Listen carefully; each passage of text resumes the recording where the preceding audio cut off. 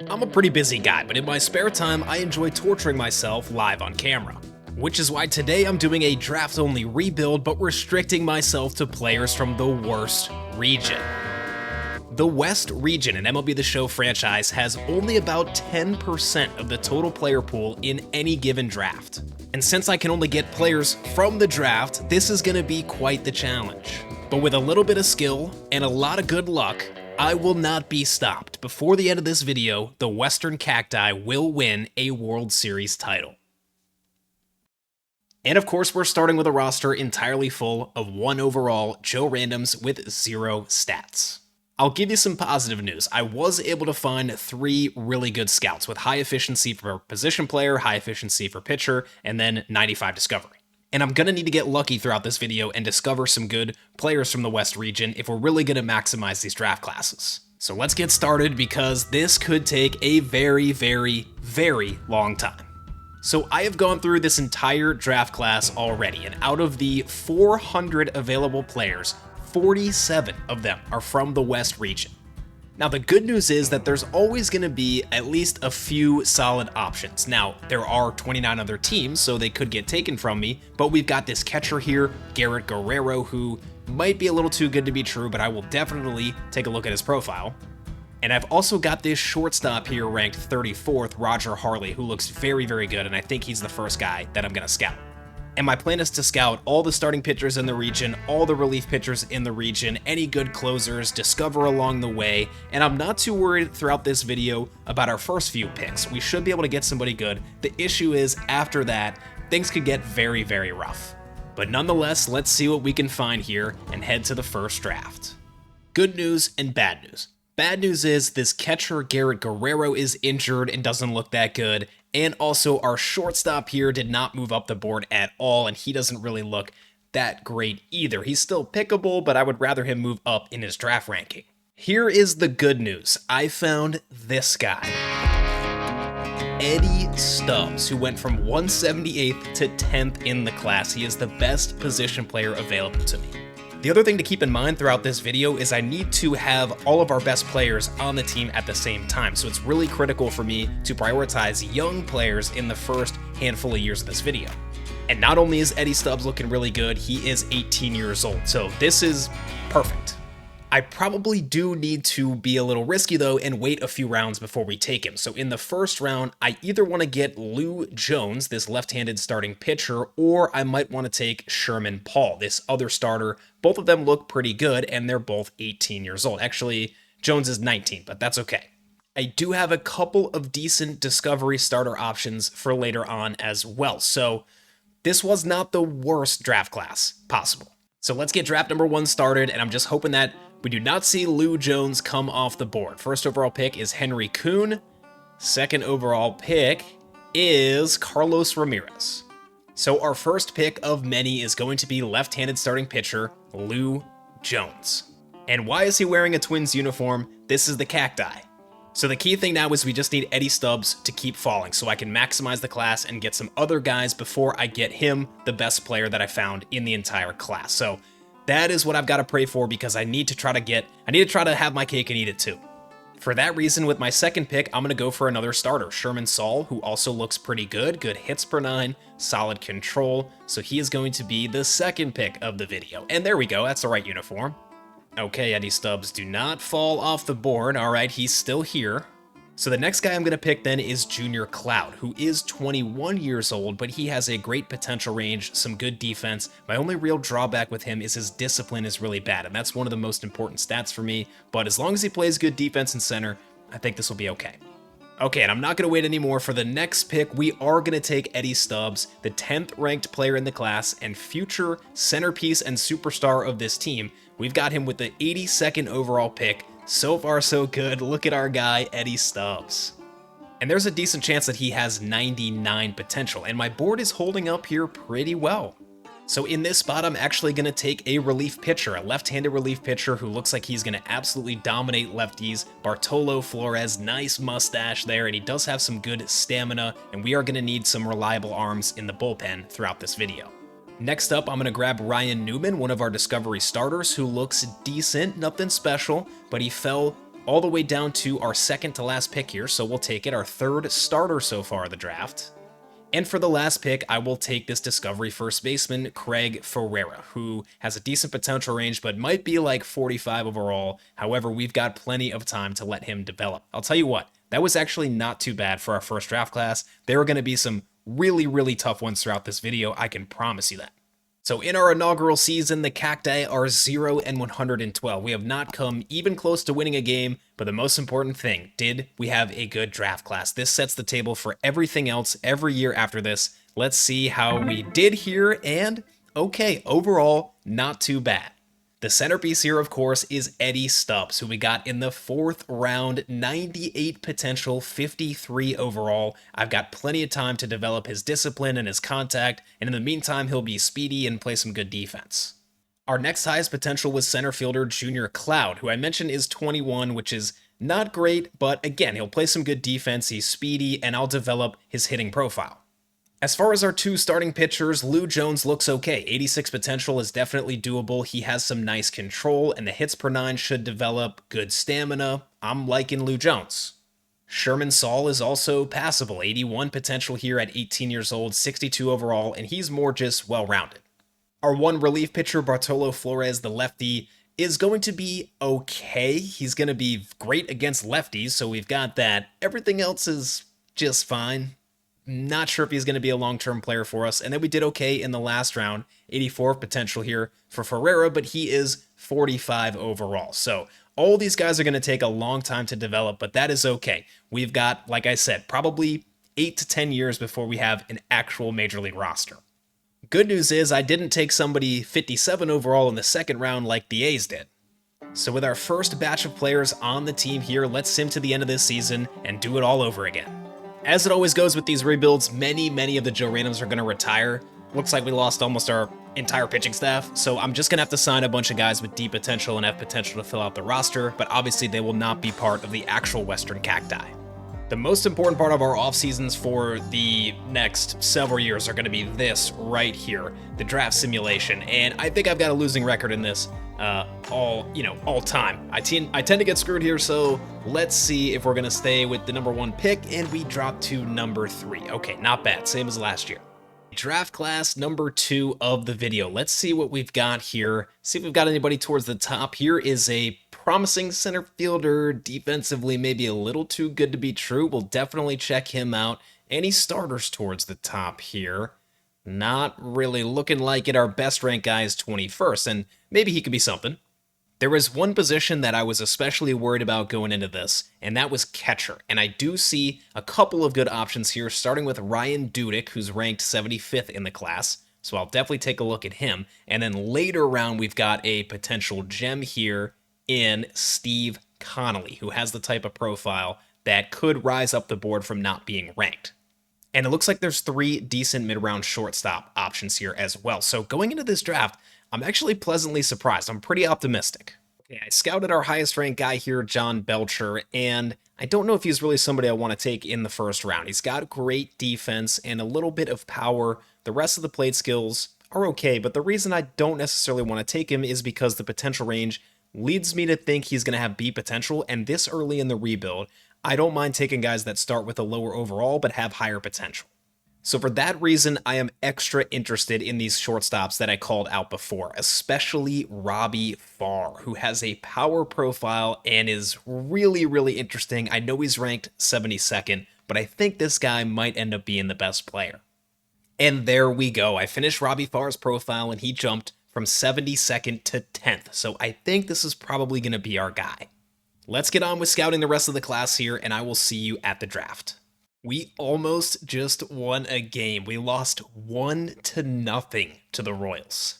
Pretty crazy to only give up 4 hits and 1 run to a legit Major League team when our entire roster is Joe Random. Okay, once again, good news and bad news. Let's start with the good news this time. We have the number 1 ranked player in the class in the West region, and it's a pitcher who looks phenomenal with great hits per 9 and great control. The concern is that we pick at 3, so he has to fall to our pick. And the good news continues to Robbie Farr, who is definitely my favorite player in this class, a power-hitting shortstop. He can also play second and third base. This guy looks awesome. The bad news is, after that, I don't have much at all, and there is a problem developing with relief pitchers. I've not been able to find any good ones, and there hasn't been a single closer in the West region during these 2 seasons so far. So here is the plan. We take Craig McVale if he's available, the #1 ranked player in the class. And if he's not available, we take Ruben Meyer as our backup option. But here is where the risk comes in. Shortstop Robbie Farr could get taken, but I still think I need to take that risk. Our next pick is at 39, so we are going to need the #10 ranked player in the class, Robbie Farr, to fall to 39. I told you I'm going to need a little bit of luck throughout this rebuild. Let's see what happens in the roll of the dice here. The first pick is Dave Medina. And the second overall pick is Leonard Iwamura. So it goes my way here. We're going to get the #1 ranked player in the class. I mean, the good luck's not going to last forever, but I will take it as long as we can get it. We've got a future ace here in Craig McVale. Okay, here we go. Is Robbie Farr going to fall to our next pick? He is not. It is the Dodgers that snipe him with pick number 28. And my board's gotten really thin really fast, but I do have another shortstop here. This was one of the guys in that grouping of 3. He is the 21-year-old, so that is not great, but he does look good and should have some decent potential. Saul Donaldson does not quite have the potential range despite being 18, so I'm gonna go with Salvador Villarreal. Well, Saul Donaldson is still here. I didn't realize that we had back-to-back picks, so I'm gonna go for a second shortstop, and I did find a couple other guys to add to the board here, so we'll come back to them. I'm going with Saul Donaldson here. And unfortunately, I was about to take Harper Green for our next pick, the good starter that I have left on the board, but he got taken. And this is where I've got to get strategic and do things a little bit differently than I usually do. This catcher fell down the board, but I think it's worth taking him here. So I'm going to add him to the queue here. I think it's worth taking him here because the rest of the guys are so low down in the ranking that I can get them later. And so for that reason, I think it just makes sense to take Ryan Dudek. Even if he's not that great of a player, at least we're going to have another catcher here in the farm system. But I think the real prize is going to be Steve Connolly. We're going to have to wait on him for a long time. And he's not going to be the greatest super late round gem type of guy, but this is probably going to be our long-term catcher once he develops. And he's got like a 1,000-yard stare going on right there. Looks like a ball player. There is one relief pitcher that I'm willing to take in this class, and that's Reed Flores. He just has some decent control. He's going to give up a lot of home runs, and he's going to have C potential, but we're going to need relievers, and I'm getting a little bit worried about it looking ahead to the upcoming seasons. At some point, we need to have a draft where we get like 2 or 3 really good relievers. And last pick here will be left fielder Charlton Gore, who was not ranked, and he did at least get ranked, so I can take him, but I don't think he's going to be very good, and that is draft number 2. I have to say, I think I kind of nailed these uniforms. The boys look good. Hey, that last guy I took here, Charlton Gore, as I've scouted him during the signing process, he's actually gotten better and better, so I might have snuck another good pick in here. And again, I am loving these uniforms here. I cannot wait till we see them in action in about 6 years. And it is August 1st, we still have not won a game here, and it's time to see how Gore, along with the rest of our draft picks, look here. I'm feeling really good. I'm hoping that Craig McVale is going to be an ace, and he has 92 potential. So Craig McVale, 92 potential and 71 overall, the new best arm in our farm system, and you can see that his hits per 9 versus lefties is at the major league level right out of the gate here. The control is also good. We can develop the clutch. Very high hopes for McVale. Now I want to go flip through here and find our shortstop, Robbie Farr. There he is with the Dodgers. 90 potential for him and 58 overall. I actually thought he was going to be a little bit better than that, but look at the power. Pretty cool profile here. But thankfully, I did okay anyway. We've got 90 potential here for Salvador Villarreal, and he's 60 overall. And actually, I kind of like his profile a little bit better. Some nice contact. We'll have to work on the defense. I don't know if he actually projects as a true shortstop. But like I said before, he is 21, so we just have to hope that he doesn't age out at all before we actually get into our competitive window.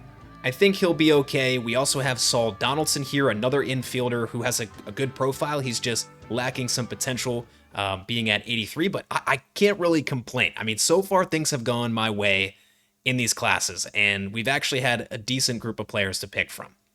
Charlton Gore ended up with 87 potential and 51 overall. Looks pretty good here. Our miss is in this reliever, 74 potential. He does have the control, so I just need to see how Reed Torres, with that incredible facial hair, see how he does in the farm system. And then our two catchers are massive projects, but the good news is we have two catchers on the team. I cannot believe how well this team has come together after a couple of years. I mean, I'm working with a very limited pool of players, and look at how nicely our offense is spread out around the field, and there is some good potential here, especially in the outfield between Stubbs and Junior Cloud. First base, second base, and catcher are kind of weak, and we still need a third baseman and a DH. But if you look to the right side here, we've got 4/5 of a pretty decent pitching rotation, but we are going to need to work a lot on the bullpen. And again, a bunch more of our Joe Randoms are retiring here. It looks like I may be all out of pitchers, honestly. So like I said, I'll just fill them in with some guys that are not going to actually impact this rebuild. If you're new here, I'll show you what I mean. These are some of the relievers that I've got, and they're all D potential, and they're never going to play on the Major League roster. So only one player from our first draft class of the video actually played games last year, and that was Lou Jones in AA, and he went from 66 up to 71 overall. So it seems like the Southpaw had a good year, and now that he is being joined in our team with Craig McVale, we've actually got a nice 1-2. Sherman Saul also improved quite a bit, and he's looking like our third starter right now. So the rotation is coming together, but like I said, the bullpen is going to be an issue. Okay, draft lottery time. I would love to get the first overall pick, just in case there's another top-ranked guy for us. So far, it's gone my way. And we drop all the way down to 6, and I have a bad feeling that we're going to find a way to get screwed here. And by the way, your World Series champions last year were the Pirates. Some kind of a team is slowly but surely forming here. Let's get into Season 3 and see what this draft class has to offer for us. And of course, the year that we dropped down to number 6, the number 1 ranked player in the class is from the West. Now, the good news is he's too good to be true. So this guy should fall down the board. Otherwise, he's the best player I've ever seen. This is pretty much Barry Bonds. The number 6 ranked guy, Kenny McGinnis, looks unbelievable. It's hard for me to tell if this is too good to be true, or he could maybe be generational.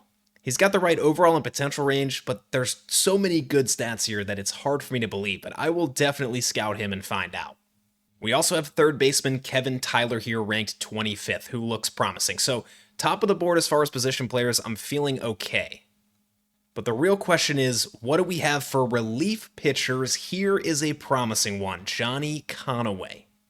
What about closers? We haven't had a single West region closer so far through the first 2 years, and yeah, looks like, once again, not a single closer option. Yep, I had a feeling. Kenny McGinnis has fallen down the board here. It was either generational and the best player I've ever seen, or too good to be true, and it looks like it's too good to be true. Looking like third baseman Kevin Tyler is going to be our guy. He's 21 years old, but he's moved up the board, and he looks honestly excellent. And again, no good hits here in Discovery, at least for pitchers, but I'll keep going. We've only got one region to worry about, so I've been discovering more than I usually do. Ladies and gentlemen, we have gotten our first win against the Cardinals here. Still fully Joe Randoms in the lineup, and our leadoff hitter had 4 RBI and 3 hits here. I do have some relief pitchers that are not Joe Randoms in the bullpen now, and this class has absolutely no depth to it at all, and I'm not discovering anybody good so far. So I'm thinking we may have our first dud draft class unless there's some good relievers on the board. You know things are rough when I'm discovering catchers. This is something you should never do, but we actually found one, and he looks really, really good. This is exactly what I needed right now to potentially salvage this class. I am about to scout this guy, and I did get a discovery option here in center field with Broderick Hillman. So in just a few weeks here, things are turning around for us. Not to mention, there was a non-ranked relief pitcher that moved up the board here, Evan Schoendienst. Not sure how to pronounce that, and he looks pretty good. So guys, I'm getting lucky. I'm getting really lucky.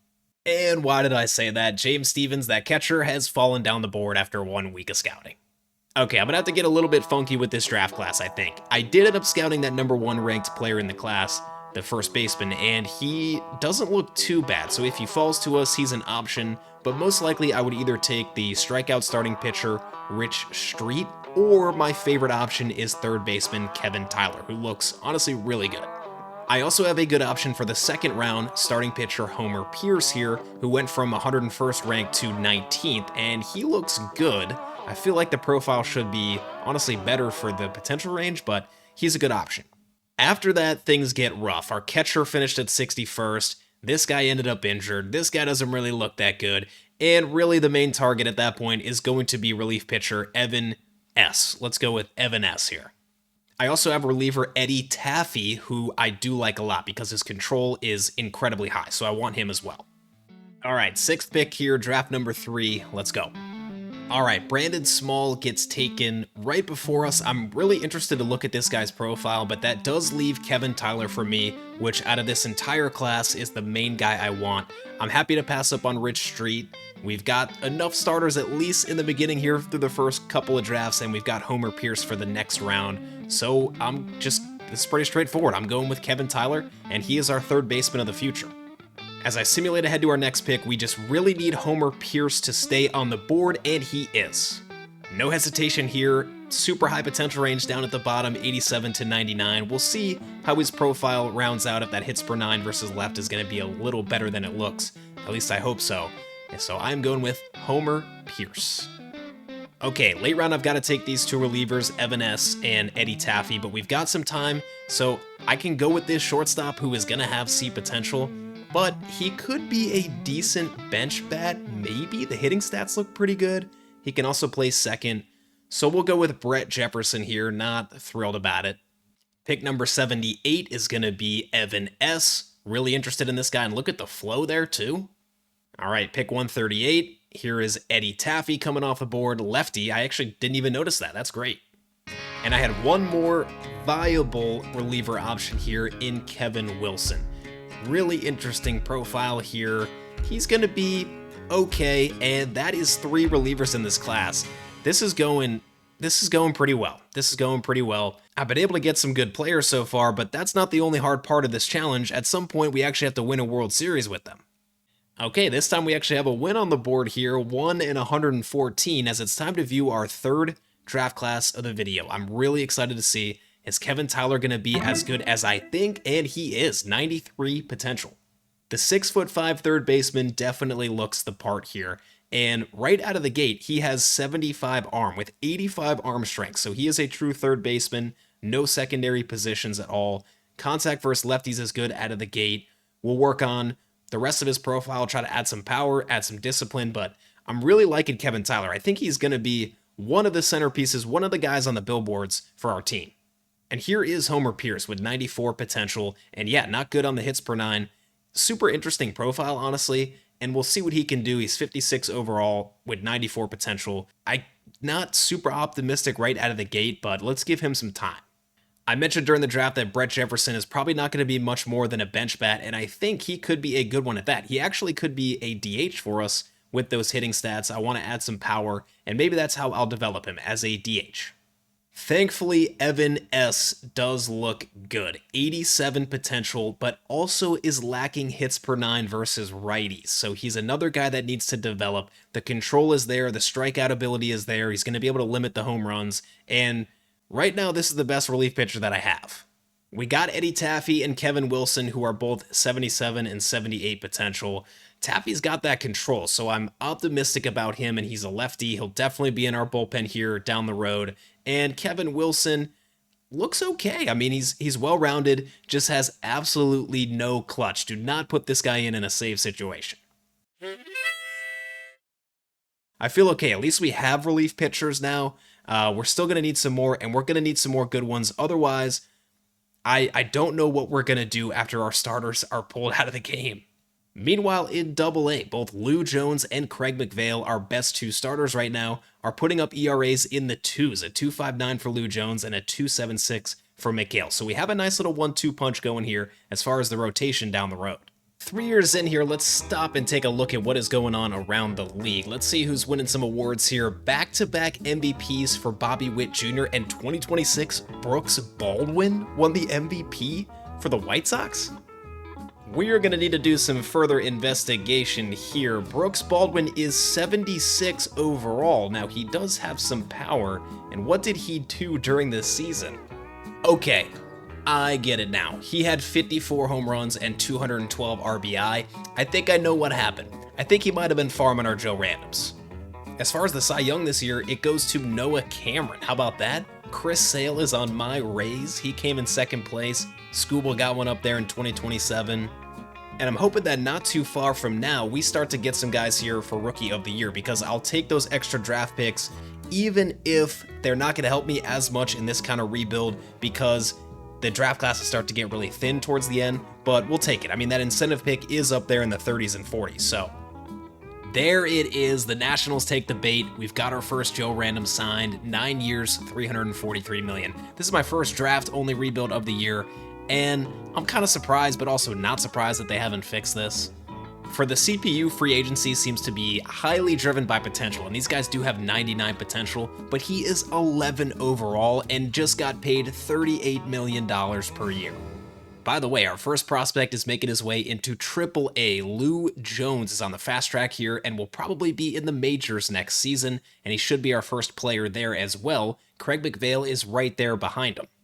This actually has worked out really, really well. We have got 3 excellent starters at the top of the board, and they weren't any of the guys that I circled going into this.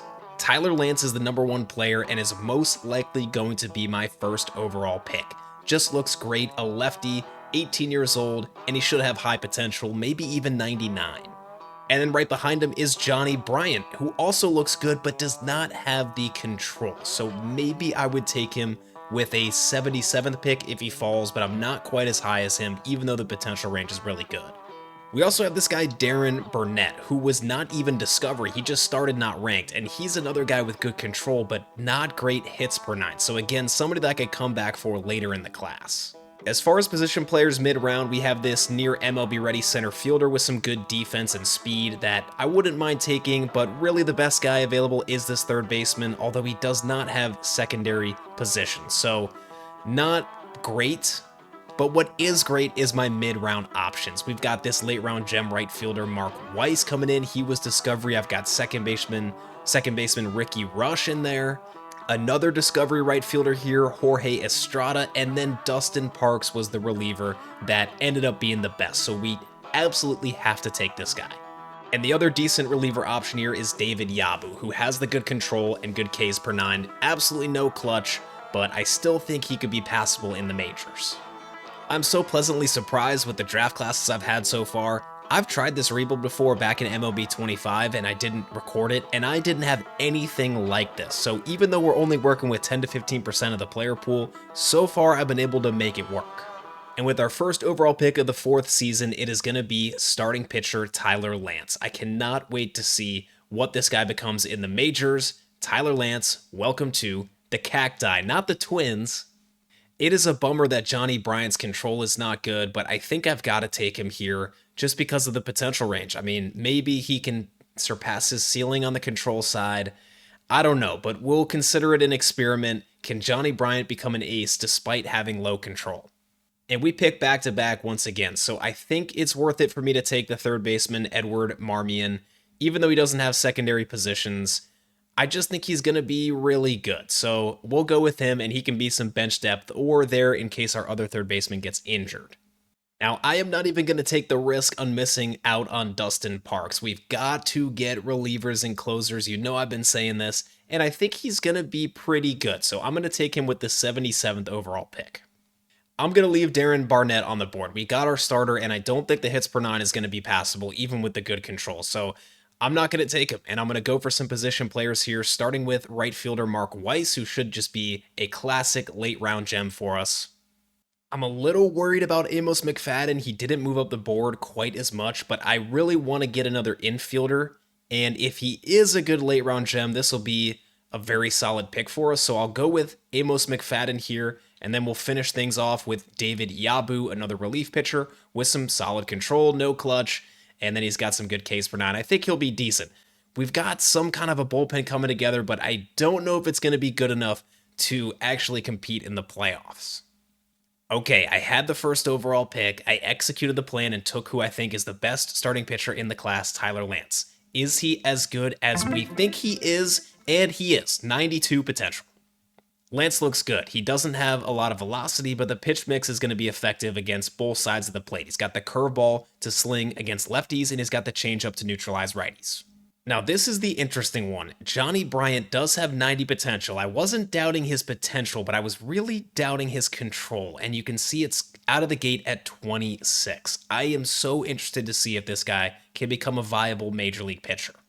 And I was able to get a few more late round position guys. We got third base Edward Marmion, who I don't know how much playing time he's really going to get, but he's a good backup for us at third. Mark Weiss with 93 potential looks great. He's 49 overall. It's another massive project. And then Amos McFadden here with 90 potential. That actually worked out great. I was worried that he would not be a great late round gem, and I think he's pretty good. And now for our two relief pitchers here. So Dustin Parks was the best one that I could get out of the West region, and he's got 82 potential. So pretty good. He's got the control. I think he will be good enough. And then David Yabu with 75 potential. He also has the control. Is he going to give up too many home runs? We'll see. He has no clutch at all. So another kind of experimental guy.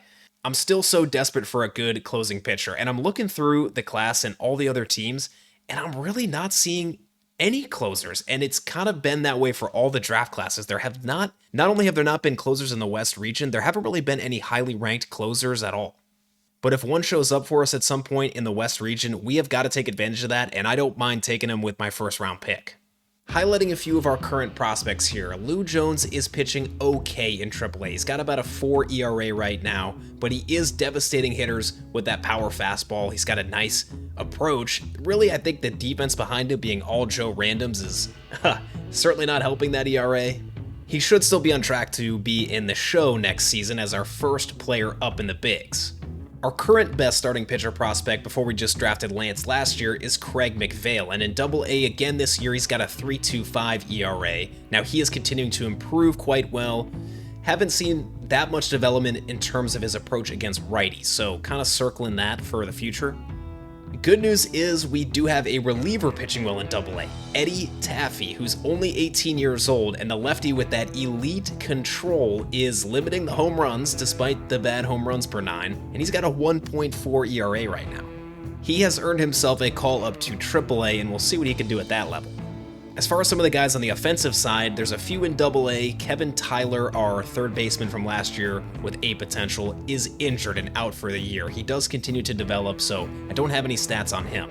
Shortstop Salvador Villarreal seems to be playing pretty well, but the guy that I want to highlight here is Junior Cloud. He was our second rounder from the first draft class, and he does not have the best hitting stats yet. He's actually more of a fielder out in center field, but that is not stopping him from batting .301 with 11 home runs and 41 RBI.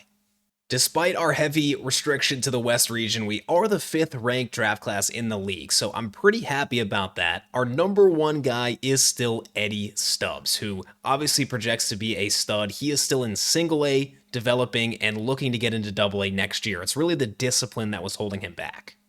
After Stubbs, our second ranked guy is Craig McVale, and third ranked is Kevin Tyler.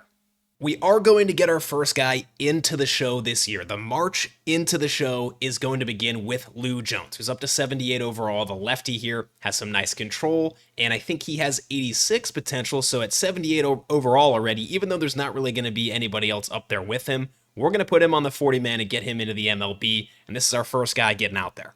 He's not the only guy coming up, though. I want to bring up Eddie Taffy, who's a left-handed pitcher with outlier control stats. Not great home runs per 9, but he has some decent stamina, and he could actually end up being a starter for us someday, not too far from now. So let's get him into the show at just 19, and we'll see what he can do. And McVale, our best starting pitching prospect, I'm going to move him into AAA. I don't want to bring him up just yet.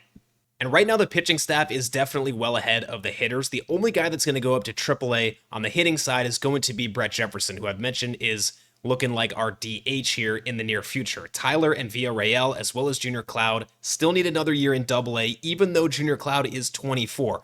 I do want this guy to be in the show as long as we can here, but he's just not ready for Triple-A yet with the hitting stats and the discipline. And I got massively screwed this year in the draft lottery, and we dropped down 6 spots to number 7, so we have that to look forward to.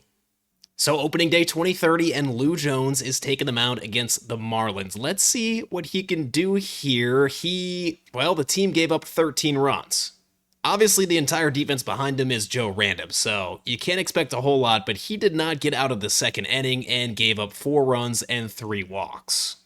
And then in his second career game, it did not go much better here for him, this time at least getting into the 4th inning, but giving up 5 runs, no walks this time. Hopefully he can turn that around as we turn our attention to this draft class. Right away, I am going to the relievers and the closers. I really want to see if there's somebody here that we can turn into a reliable back end of the bullpen guy. There is one closer out of the West region. He is not ranked, but I will scout him just to see. He's actually got a potential range that maybe it could work out for us, so we'll take a look at him later on. As far as relief pitchers, I didn't get too far here just yet. I'm going to scout the entire region, but the highest ranked guy here is 176. Although he looks like he could be decent, I don't know. I'm getting really worried about this bullpen. Maybe we can find somebody in Discovery, which has really not been that great so far for us. I mean, it is the West region, the worst region, but I was expecting to find a few gems along the way here. Ladies and gentlemen, we have notched our first win that actually had contributions from a drafted player. Take a look at this. Eddie Taffy went 6 innings, only giving up 3 hits and 1 walk. No runs. This was that relief pitcher that I talked about who could be stretched out into a starter, and he is showing his potential right now, despite having C potential. However, this draft class is by far the worst so far in this video. We're really starting to see the challenge here that I was talking about in the intro. I scouted Buster here for 2 weeks, and he's not gone on the board, even though he looks like he's somebody who could show up on the board, so I may come back around to him. But I need to scout the relief pitcher position first and see what's going on there. I have not found anybody in Discovery, and the position players available to me are really bad. The only good one so far is Michael Dowman, a center fielder who is really just all defense, and it is electric and elite defense. I don't hate this guy out in center field, but really this draft class, when we get there, is all going to come to whether or not Pedro Nunez falls to our pick, because this is legitimately the only good major league player that we have here in this entire prospect pool for the West region. Ruben Campos, this shortstop, fell down the board. This catcher, Matt Watts, is not a mid-round gem. This starter's terrible, this starter's terrible. I mean, the list goes on, and I really was hoping that Buster would become ranked, because then we could at least salvage a good closer in this class, but it's not looking like that's going to happen. I can't believe I missed this guy, but I found somebody who might be able to help salvage this for us here. Third baseman Jimmy Castellano, and he's got crazy outlier defense, so he might be a bust, but we'll see when it comes draft time how he actually looks. Looking for some good news here, and we just got another legitimate win with Lou Jones on the mound. We beat the Blue Jays 1-0 here. Jones went 7 scoreless innings. He did give up 4 walks, but he had 9 strikeouts. And Jimmy Castellano has risen up the board here, so we've got somebody that seems like a high potential player for us, thank goodness. Okay, here's my draft board for draft number 5, and it is honestly an abomination. Thankfully, Michael Dowman is on the board, and he is pretty much Denzel Clark with that defense, so it's exciting in some way. He does have some contact, but I just don't think he's going to have that high of a ceiling. I guess we'll find out. Round 2, I'm just going to go with Keith Henderson. I mean, the hits per 9 versus lefties is concerning, but I don't have any better options, so we're going with Henderson here. I'm not going to wait for Castellano to get sniped from me here. We've got to take him in the 3rd round. This is the guy that I actually believe in this class. He will be a project, but he should have the highest potential out of everybody. Gonna save these 2 relief pitchers for our last pick, and I'm gonna take Kurt DiMaggio here, who should have beat potential, and he's got a power profile at first base and left field. He doesn't look terrible. The only problem is that he's 22 years old and his overall range is 50 to 60, so it's just not great, but maybe he'll be something way down the road. Our first all-star is Eddie Taffy, who we saw had that great game coming in relief, and he's up to 72 overall here. The control is just really making him successful, up at 91 there. He has a 3.71 ERA, and a 1.1 whip with our defense being all Joe Randoms is very impressive. I'm getting higher and higher on this guy. Lou Jones, meanwhile, is heating up, and he's up to 80 overall here. The profile's looking great for Jones, and he's got his ERA down to a 4.85 after that really, really tough start.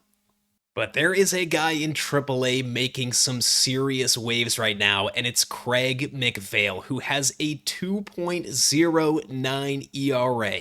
Along with Tyler Lance, who we just got and is just beginning his career, Craig McVale is the future ace of this team, so it's really good to see him pitching well in AAA. A few of our hitters in AA are looking pretty good here. We've got Salvador Villarreal up to 69 overall here with an 848 OPS. Eddie Stubbs, we know him, 837 OPS. He's up to 68 overall here. And Kevin Tyler, who I'm very high on. I don't want to bring him up next year. Let's see, he's 22. I don't want to bring him up next year because I want to get a Rookie of the Year, and I don't think he's there yet. But all three of these guys and Junior Cloud will be in AAA next season. So we'll see what they can do there. And then we're just 1 year away from starting to actually getting some guys in our lineup. And before you drop a comment, this guy at the top here with a 901 OPS is a 55 overall D potential guy that I had to fill in for Joe Randoms that have retired. So no, he is not our best player and he won't be part of the team going forward.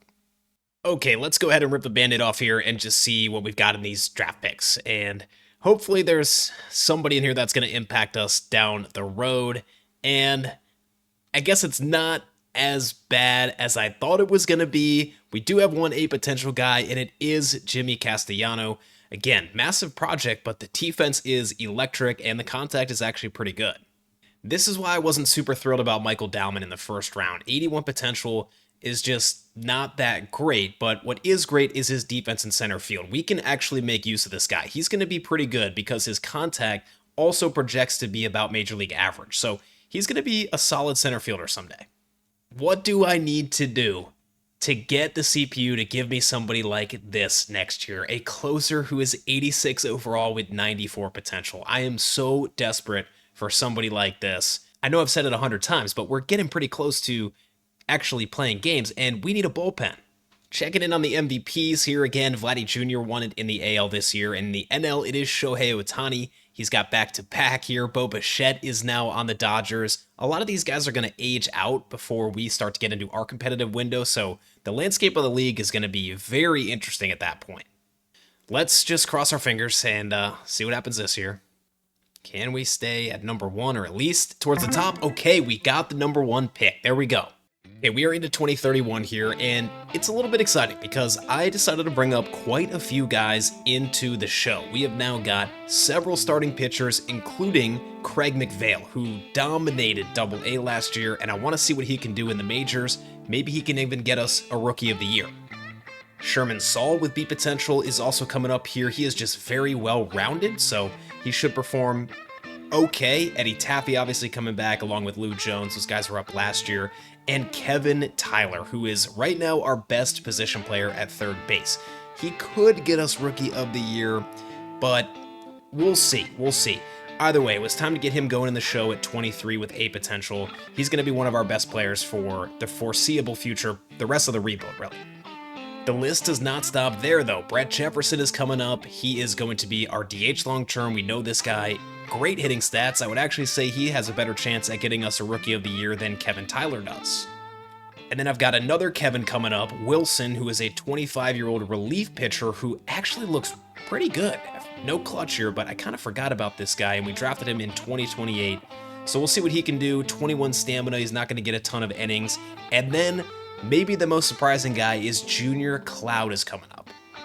So I put him into AAA towards the tail end of last year, and he continued to impress. This guy has steadily played above his rating. He's 69 overall, and he's just a really good defensive center fielder, but the contact has, like I said, played above his rating. So at 25, that was a factor too. He's 25, so it's time to get him in the show, and we'll see what he can do. So if I skip ahead 2 more years on the depth chart, you can see there's quite a few promising players here. Junior Cloud, Eddie Stubbs, he's not coming up this year, but he'll be in AAA, going to be one of our best players. We've got Salvador Villarreal, also in AAA, coming up next year. Kevin Tyler, talked about him already.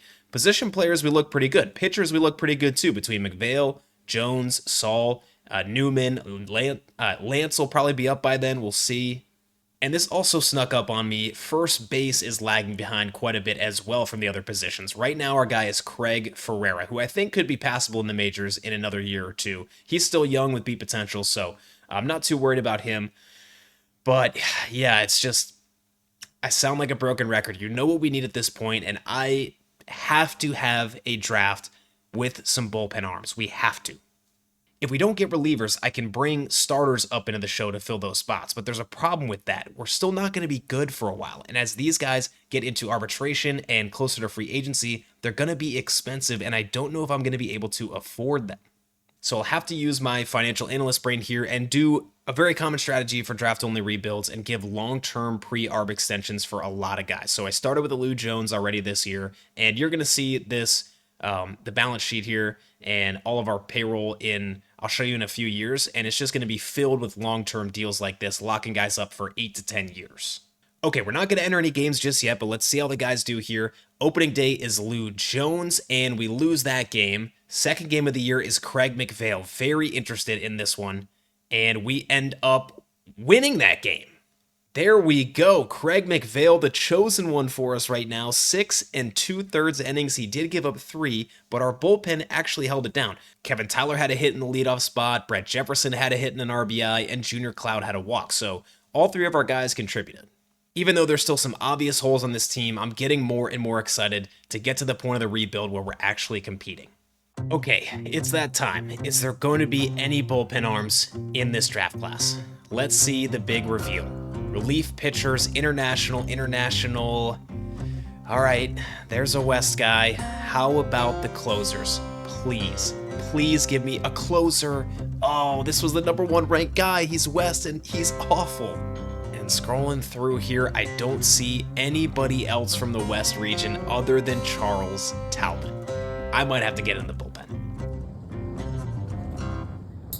About how first base is a bit of a blind spot for us, and we might be able to solve that in this draft class with Wallace Capel, who's kind of got a Western name there, Wallace, and he has some good power, which is something we're lacking right now. Honestly looks like a really solid player, so I like this guy. I have not had any luck in discovery for pitchers so far, so we'll see. So far, we've gotten pretty lucky with position players, but I just want to show you that sometimes I can go to a position and there's not a single player from the West region in the entire position. So this is a very, very small group of players that we get to work with in every draft. Meanwhile, we just had by far the best week in Cacti history, winning 4 of the 6 games.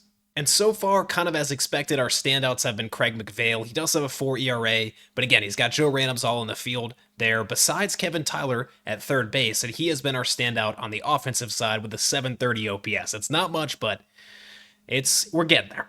And we're about to head to the MLB draft here. We've actually notched 13 wins so far, so we'll take it. And with the first pick, we'll go with Wallace Capel. He should be pretty good. I'm hoping he has A potential, but at the worst, it'll be high B. Okay, is Ralph Van going to fall to our next pick? He is. So I've got the starter I wanted here with pick number 40, and I think we actually pick back-to-back here. Yeah, 40 and 41. So time to go for a couple of the position players that I like here, starting with Scott Turnwall. I think he'll be okay. And yeah, outfield is a little bit light for us still, but he should help us out.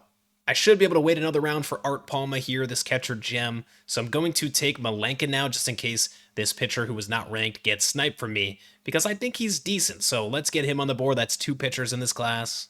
And now I just need Art Palma to fall one more pick, and he does. We are going with Art Palma here. Out of the relievers here, I guess Mackenzie Sears is my favorite guy, lefty, who's got okay stats, but the control is not great. But we're going with Mackenzie Sears. And the last guy I have left is Carlos Muriel, who might even have D potential. So yeah, it got pretty thin here at the end, and that is going to do it for this draft.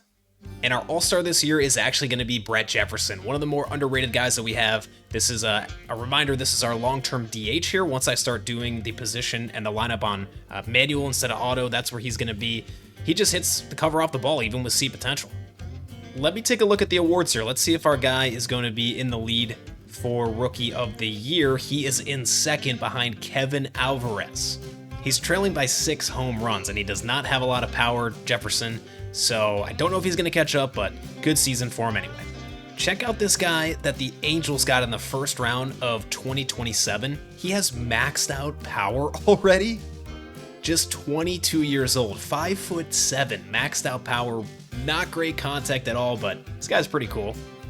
And then the Orioles have this left fielder, Reese Reagan, who looks insane. And he is only 20 years old, first rounder from 2028, and he's 86 overall. Okay, 16 wins now. Let's take a look at this draft class. I've got a little bit of optimism here, and, okay. I mean, it's not bad. Wallace Capel with 89 potential. We will definitely take it. 64 overall first baseman, and the power is legit. He's not as close to the show as I was hoping for, but yeah, this is going to be, 4 or 5 hole hitter for us. Ralph Vann is actually kind of disappointing here with 82 potential. He is well-rounded, maxed out stamina, going to get a lot of innings out of him, and I think he should be pretty good. We did manage to have a much better draft than the Marlins, who are able to scout every single region, so we'll take that. I would have loved a guy like Alex Huber here, an outfielder with 95 potential and 73 overall who can just get in the majors right away. Oh, that would have been nice. He's going to the Rockies. Okay, finishing out the year here with 22 wins, a new Cacti record. And unfortunately, I don't see anything next to the awards here, so we're not going to get that Rookie of the Year. Brett Jefferson finished third. It looks like he had a nice season, though. He was second behind our third baseman, Kevin Tyler, in OPS. So these guys were our best 2 players. Junior Cloud struggled a little bit and only improved up 2 overall. So this is the first time in his career that he hasn't played above his rating. Eddie Taffy pitched well once again in the bullpen as our closer with 16 saves. And then you have Craig McVale with 200 innings. I mean, this guy could have been Rookie of the Year. All the way up to 84 overall here. And he had 200 innings, 3.54 ERA, a 1.22 whip. Really good. He will be the ace of the staff for a while. And you also have Sherman Saul here, who impressed me quite a bit this year. Everything's in the yellow now. He's looking pretty good too. So we have at least 3 good arms in the rotation, with Lou Jones being that last one. He had a bit of a down year with a 4.39 ERA for Jones, but he's also looking good. The other reliever I brought up was Kevin Wilson with a 4 ERA. So he's one of the best that we've got right now, and that's what he's doing out there in the majors, a 4 ERA, but not bad. Simming to the 2031 offseason here, and it's the White Sox defeating the Phillies in the World Series. How about that? They won the division this year with 93 wins, and they're the 3rd-ranked team in the league? We have got to check out this roster and see what is going on. They got Schwellenbach, Teal, Montgomery. These guys have really developed. They added to the bullpen with Ferrer and Swanson, Gratterall too. How about that? You've even got Munetaka Murakami still here. He managed to stay on the White Sox long term. If you have not seen my White Sox rebuild, go check it out. It's one of the coolest rebuilds I've done. I put a lot of work into that one. Craig McVale just made himself a lot of money here in his rookie year. We are going to give him a pre-arbitration extension for probably 10 years. And even though I'm only doing this 2 years into him being in the major leagues, it is still going to cost a lot of money. $18 million a year doesn't get it done. I am going to offer him 10 years, $250 million. So McVale's going to be kind of the leader of the pitching staff going forward, and Kevin Tyler will be the leader in the lineup. And the White Sox are going in here, getting J.J. Weatherholt, who's developed into one of the best infielders in this roster now that we're going into 2032. So the White Sox might actually be the biggest roadblock for us when we get time to be competing for a World Series title. Anyway, time for another draft lottery here. We've got 2 first picks, I think, in this video. I wouldn't mind another one, but it hasn't been a huge difference maker lately. What are we going to get here? We drop down to 7. Now there's going to be a generational player from the West region. You can book it right now. It is 2032, and we have finally got almost a lineup here. 6 out of the 9 guys in the starting squad are players from my draft picks. Joe Random, obviously, and then Reuben Johnson and Rodney Alfiler are not players for our team. These are deep potential guys at the bottom because I ran out of Joe Randoms except for the bench here, so I guess I could put a couple Joe Randoms in here. I don't have another outfielder one left. So 3 more guys are coming up this year, and Salvador Villarreal is the most notable. He is our shortstop. Maybe going to have to move off of there at some point, but I don't have a great defensive option at short right now. However, the offense looks pretty good, and I'm feeling good about him as one of our best players long term. Now, Craig Ferreira and Ryan Dudek had to come onto the 40-man anyway, so I figured I might as well bring them up. They were getting to the point where they would be eligible for the Rule 5 if I didn't bring them up. So we've got a first baseman in Ferreira, and we've got a catcher in Ryan Dudek. None of these guys are great, but might as well get them in the minors. They are both in their mid-20s now. I guess Ferreira's 23, but it was time to just get him up.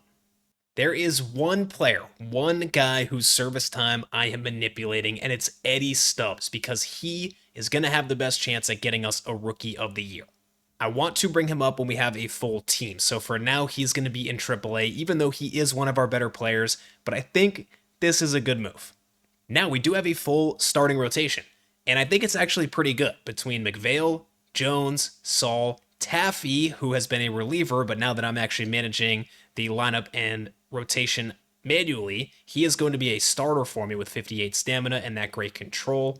And then Ryan Newman, who's not going to be here long term, but he was another starter that we got, I think, in the first draft. Yeah, so he is coming up. I have 4 guys in the bullpen.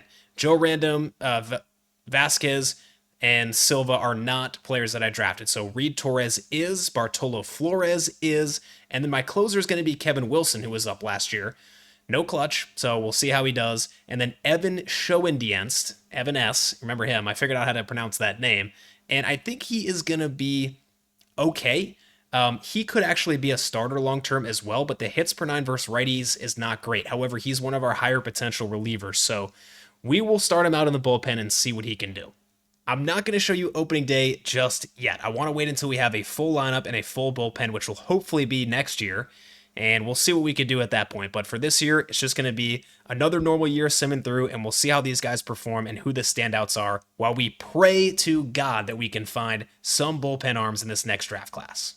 Now, we are taking on the Reds, though, for opening day with McVale on the mound, so I think we've actually got a decent chance at a win here, and we win 10-0. Maybe I should have entered this game. In hindsight, what a game for us. Brett Jefferson with 2 hits, 2 walks, and 4 runs scored. He also had a homer in there. He is the player of the game. And 3 hits for that first baseman, Craig Ferreira. We dominated. And how about Craig McVale? 7 scoreless innings, 5 walks, but no runs.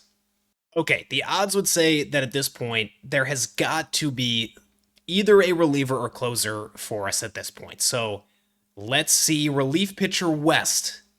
Is he too good to be true? I don't know. We are going to find out, but that is huge. He's ranked 49th. And the highest ranked position player this time for us is ranked 8th, and it's a first baseman who does look really good. So I'll be sure to scout this guy. The contact is electric, but we pick at 7. He's ranked 8th. I don't know if we can get him. Well, bad news here. Edgar Lorenz is falling down the board, so he is not going to be the guy for us in the first round. We're going to have to find somebody else. I think I know who it might be. Second baseman Logan Obama, who is a little bit older, 21, which I actually don't mind at this point because we are actually starting to compete. So, well, going into this draft class, I thought we had a chance, and now a week from the MLB draft, we don't. This is the worst one yet by far. Not only have neither of these closers gotten on the board, look at the relief pitchers. The best guy, who was right at the top, fell from 49th to 169th. And almost everybody else is not even ranked at all. On top of that, look at my position players. This guy fell down the board. This guy fell down the board. This guy fell down the board. This is our only 2 gems here in left field, and this second baseman, Len Slinger. This first baseman, injured and fell down the board. This is really, really bad, and thankfully there's 2 reasonable players here. Logan Obama will be our first rounder, and then this starting pitcher will hopefully be our second rounder, discovery guy Darren Burnett, but even look at him. His hits per 9 versus lefties is pretty much unplayable, but the control is very good. This is the type of draft where all I want to do is just get it over with. And no way Logan Obama gets taken right before our pick. I think I can wait around on Darren Burnett. I mean, I don't know. We might get screwed again, but I think it is worth it for me to just take Evan Wilson. He's not going to be any good, but at least it's somebody else that I can get in this draft. If Darren Burnett gets taken here, I might crash out a little bit. Okay, at least we get to draft starting pitcher Darren Burnett. Now I'm just going to grab these project position players and finish out the draft. That was miserable, but at the All-Star break, we have matched our win total from last year. We're at 22, So let's see who is an all-star here for us. Brett Jefferson is our all-star here once again, but he is not playing that well. 225 average and a 671 OPS. And he is our only all-star. This has been a miserable season. I don't even really want to, but let's take a look at our draft picks. And there we go. I mean, the only guy that's really worth anything here is Darren Burnett, that starting pitcher. But, I mean, look at his hits per nine. The control's great, but hits per nine is the second most important thing. So I don't even know if this guy's going to be playable. And you might look at some of these other guys in the green and think, okay, it's not that bad, but it is. This guy's 47 overall. This guy's 44 overall. Bill Hewitt and Fernando Murillo does have 92 potential, but he's 49 overall and he's 23 years old. He's never going to make the majors. Through the first few drafts, I was feeling pretty good about things in this video, but now I don't know if we're actually going to be able to win a World Series. How are we going to finish out this frustrating year? 38 wins. I think it's going to be a very slow climb for us. We had 22 last year, and these are the first couple years where we have actual players on the team. Most of the team is guys that I've drafted, and we have 38 wins. Obviously, they have a lot of room for development still, but we've got a long way to go here. We are still by far the worst offense, with Brett Jefferson leading the way for us and a guy who I did not draft as the second most runs. And we had the worst ERA, despite me feeling kind of confident about our starting rotation. Not a great year for Jones, McPhail, Taffy, or Saul, all the guys in the rotation, and also Ryan Newman, who I don't have really any expectations for, but nobody had an ERA under 4. And this should shock nobody, but neither did all 5 of my relief pitchers. In fact, 3 of them had ERAs in the 5s. Kevin Wilson almost had a 6, and this was our closer. He was 24-8 in save opportunities. 8 blown saves in that many attempts is not very good. When you have a whip of 1.63, that's not going to lead to success. There is really one exciting newcomer, one shining light here on this team, and that is our shortstop, Salvador Villarreal. He got injured early in the season, but he still managed to put together a very good year, progressing from 74 to 77 overall, and the contact is starting to look great. Once he can improve that discipline up from 51, he's going to be a really impactful player at a primary position. Unfortunately, Junior Cloud really struggled this year. OPS under 600. This was one of the guys that I thought was going to surprise us. He does continue to develop, which is good, but outside of the defense he's playing, he's not bringing a whole lot. This really feels like a lost season as the Phillies defeat the Red Sox in 2032. Working through the offseason here to get into another season, and I figured it might be helpful to show you what the top free agent board looks like now, and it is all the best young players currently in our game at the top here. And number 1 is the current number 1 prospect who was extended by the Pirates beyond this year, Connor Griffin. But in this roster that I'm using, he was not extended, so he has become a free agent, and look at that profile. Max Clark, Kevin McGonigal, who also got that early extension, something that we're doing a lot of as the Cacti. In fact, here you go. I just extended Salvador Villarreal and Eddie Taffy this offseason. There is a chance this could be our last time being the worst team in the league. So let's finish this off with one more first overall pick, and let's hope that there is the greatest closer of all time sitting there waiting for me in the draft pool, and we stay right up there at number 2. We'll take that. And there it is. He waited till about the last day of free agency, and Connor Griffin is now a Blue Jay. I'm just glad that this guy is not in our division, but he is in the American League. Well, it is 2033, and all we can do after last year is just turn the page. And the exciting thing about it is that page is our first full West-only, draft-only Major League team. So here you go. This is our first lineup, our first true real lineup in Cacti history. And yes, there's still a few holes here. Still 3 guys are in the 60s, but it's the best we got. And we've gotten to know quite a few of these guys in the last few seasons, between Jefferson, Villarreal, Kevin Tyler, our best player right now overall, third baseman.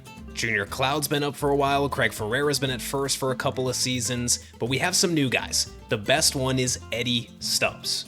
This was our third rounder from the very first draft class, and he is our number 1 prospect, the number 9 prospect in the major leagues, a 5'7" center fielder who is going to be probably our best player long term. And the reason for that is because he has 97 potential. I actually forgot how high it was, so I had to come and check real quick. And so Eddie Stubbs, this is the man to circle going into his first year. Not only do we have a full lineup, we have an entire rotation and bullpen. And at this point, you are familiar with the rotation, and I honestly think it's pretty good. I think we could be top half of the league in terms of rotation, with the exception of Ryan Newman. He is not great, but we have a few guys still on their way up. I do have Homer Pierce coming up with 8 potential. He's in long relief right now because I'm still developing his profile overall. And then you could call it a bullpen. I mean, there are 6 guys in here besides our long reliever we just saw, but nobody's really good. I'm going to trust Kevin Wilson as our closer again because I think he is most well suited for it, besides the clutch. So I want to see just how impactful that really is. It wasn't a great first year with him, but I don't feel like we have any better options. Here's Bartolo Flores, our best and only lefty. Here's Evan Schoendienst. I had it before. Evan S., you know him. He's got that stamina, and I'm kind of caught, but I don't know exactly what to do with him right now. But he's one of our better, or at least higher overall relievers, so I've got him in the setup role. So it's time for our first real year of trying to be a competitive major league team, and I'm setting our goal at 70 wins. Now, I'm actually not going to go into opening day against Bubba Chandler and the Angels because I want to show you our ballpark, so I want to go in for the home opener. But let's see how we start out this year. We lose game 1, we lose game 2, we lose game 3, and we've lost 4 straight, make that 5 straight before we salvage this series against the Diamondbacks. Welcoming you to the Wild West, where Sherman Saul takes the mound for the home opener, in my opinion, of the real first game of this video. A very solid all-around starter here, but in his first game of the year, he did not get past 3 innings, and it did not go too well. Hopefully he can bounce back today. So the first batter of the game, a full count. Saul delivers, and he got him out in front. Third baseman throws it to first, and it's offline. That's Kevin Tyler at third, our best player. Not exactly the start we were looking for there, as he ranges to his left, but then also throws to the left. The league is obviously very different now, 7 years from when we started this. A lot of names are not going to be recognizable as that one gets through the hole past our shortstop, Villarreal. Slider caught too much plate there as Florentino comes to the plate now. And here's the pitch, and there we go, the first strikeout of the year. Full count here to Rodriguez, and he got him to chase. That's the second out and the second straight strikeout for Saul. And here is one of the recognizable names at the plate. Anthony Volpe is now a Pirate, and he grounds that to second base, and that's our lowest overall player trying to go to second. That's not even close to being in time. Infield looking like the Bad News Bears as the password steps in here, and he chases that one for strike 3. We get out of the inning. And there you see the setting for our stadium. Pretty cool. Shout out to the person who made this in the vault. I'll put it in the description. And we will be facing George Klassen today. Now here's our shortstop, Salvador Villarreal, stepping in from the right side here. That's some good contact, but it's going to be a grounder. And now we get the tall righty, the 6'5" third baseman Kevin Tyler here, who is in the 3 hole, and he gets jammed out into right, and we do not score in the first. And here is Eddie Stubbs making his debut. Not the typical build for a very good center field prospect, but Eddie Stubbs can play ball. And that's all we care about here, but that's a strikeout for his first Major League at-bat. Still looking for our first base runner of the day here, and it's not going to happen in the second. First baseman Ferreira goes down swinging there as Sherman Saul gives up a solo shot. And here is our other rookie, the left-handed outfielder Charlton Gore. Have not talked a whole lot about him, but he is pretty good, and there you see a line drive into the gap in right center. Very nice swing here. That gets all the way to the wall, and you can see it is a short wall out there, so this park favors home run robberies, but also ground rule doubles. Here's the catcher, Ryan Dudek, probably our worst hitter. He lines that through the hole to the left side of the infield. And our lowest overall player here in the 9 hole, Saul Donaldson, playing second base for the club this year. He is our 20th ranked prospect, and that is hung down the middle, and it's out into left, and it's caught at the wall, but that will score our first run of the day. And we are going to our bullpen much earlier than I thought here, and this is where things can get ugly. And there you go. Right away, the first batter hits a solo shot, and it is 2-1. Saul Donaldson, that is up the right field line for a base hit. It's pretty shallow over there, though. I think that's only going to be a single for him. And this guy is only 65 overall, but he does have some pretty good contact against lefties, Donaldson. Another guy with very good contact against lefties is Brett Jefferson. We've got a chance here with him at the plate, but he grounds it to the shortstop, over for 1 and to first for 2. Would be pretty exciting here to make a comeback in the first game as a full roster via Real. That is lined into left, but bad aim. That was smoke too. And so it's up to Eddie Stubbs in a hitter's count here. And Eddie Stubbs, no doubter. He flips the bat, and that goes over the fence. It's a tie ball game. First career home run for Eddie Stubbs is a solo shot in the bottom of the 9th. And they're giving him the silent treatment in the dugout. So it's 2-2 now, and here's Junior Cloud at the plate, and that is down the middle, but he swings through it. Kevin Wilson, our closer, is coming in for the top of the 10th. He is 1 for 1 so far. Getting a first-hand look at the closer here. We'll see what the kid can do. Runner on second here in extra innings, and that is lined into left, and it's a base hit. This Pirates team might not have recognizable names in 2033, but they have some very good players, as that's a swing and a miss, and the throw down to second's not in time.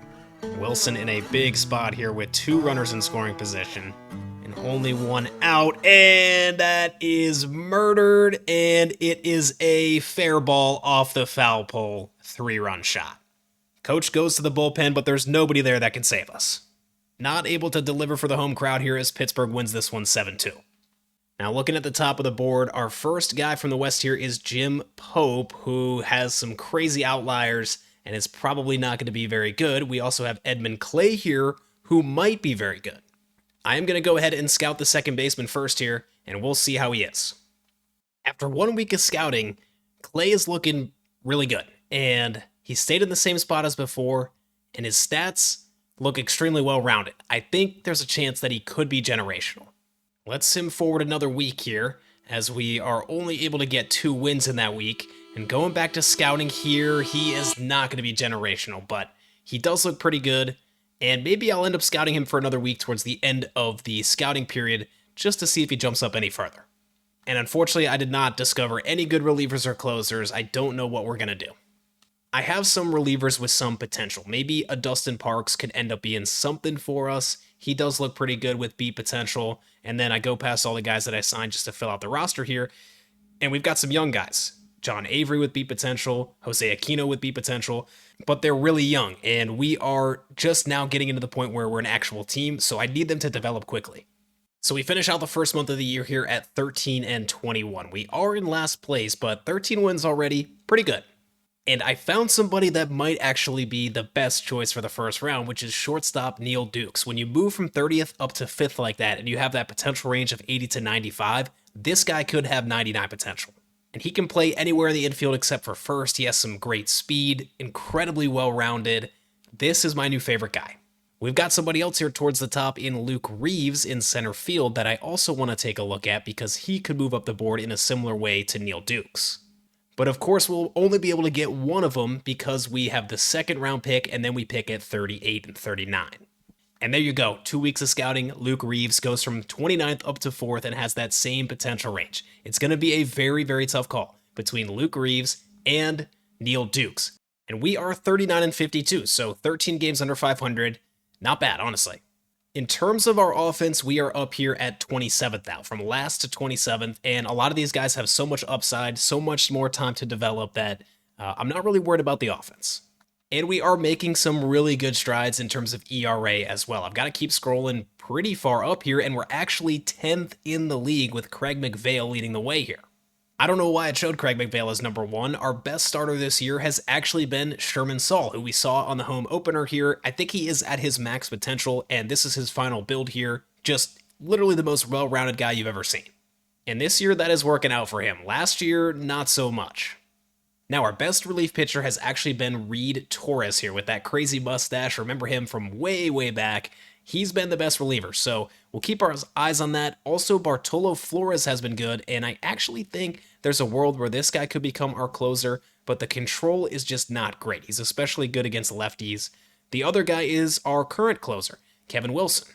This year, he is 21-3, so he's converting a lot more saves here, which is great to see. We've still got some pretty major holes here between Muriel, Parks, Evan S., and Homer Pierce, who's our long reliever, but this is actually quite a bit better than I thought. I think things are working out fairly well this year.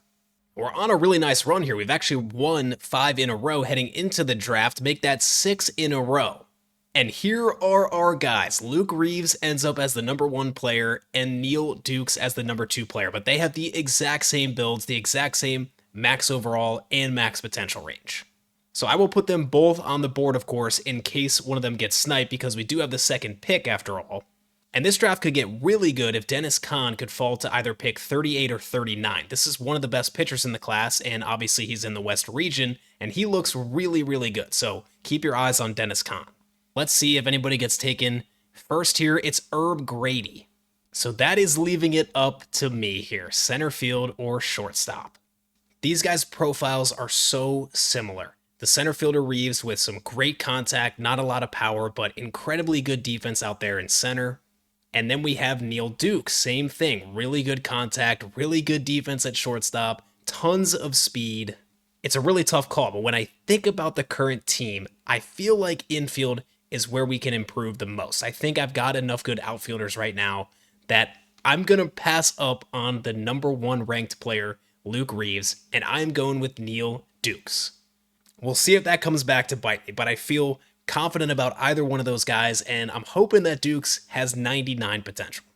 Okay, is there any way that Reeves would fall to the 38th or 39th pick? I doubt it, but more so I'm hoping that Dennis Kahn will fall there. This guy is going to be a really, really good pitcher, so I'm going to sim ahead to our pick, and Dennis Kahn is there.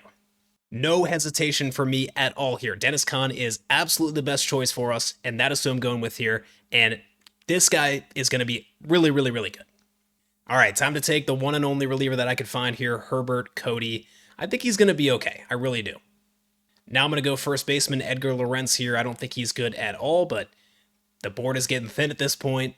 And now I don't have anybody scouted left, so I've got to see if there is even anyone left here in the West region. There is a guy left here, and this might be one of the worst prospects I've ever seen, but Joel Del Villar is the only choice that I can possibly take here, so that is our final pick. And we win this game coming out of the draft, so we've actually won 7 in a row. That is pretty impressive to see, and let's go check out the All-Stars. You can't make this up. One of our All-Stars is a relief pitcher. It's Reed Torres, who is having that great year, so that is great to see. He is 66 overall.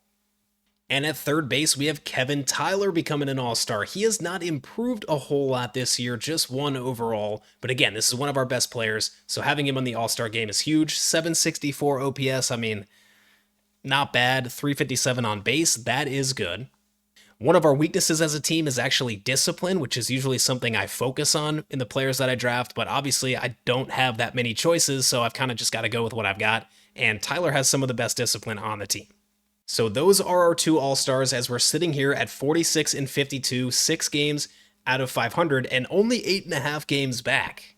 I don't think we're making the playoffs, but this is obviously a huge step forward as we're now starting to become a legitimate team. Of all the draft classes I've had so far, I think this is the one that I am most excited to see the results here. Neil Dukes has the opportunity to be a really transformational player for this team, even with so many solid potential guys in the lineup already. This guy could be our best player. So I'm revealing here in 3, 2, 1, and he's got 93 potential. Okay, pretty good. I will certainly take it. 67 overall, 93 potential for Neil Dukes. And I was just talking about discipline. Check out the profile here. He has high discipline right out of the gate. And being 67 overall with a contact profile, some very good speed, I think he's going to be our second baseman in just 1 year, maybe 2. Now the real question is, was the center fielder better than Neil Dukes? And he is exactly the same. Luke Reeves is 67 overall with 93 potential. He actually has a little bit less power out of the gate here and less discipline, but much better contact against righties. Something weird is going on because I've been looking through these draft classes and there's truly just no closing pitchers. I'm only looking at this just to piss myself off even more. And hey, great draft by the Blue Jays here, good for them. But it's like, what is going on with this roster? I don't understand. In fact, you are looking at all of the closing pitchers in the entire league right here, and only 2 of them are good. Doug Voila and Eddie Montalvo. Montalvo. These are the only 2 good closers that's been generated in the whole league. And obviously, being the West region, we have such a small chance at landing one of these guys.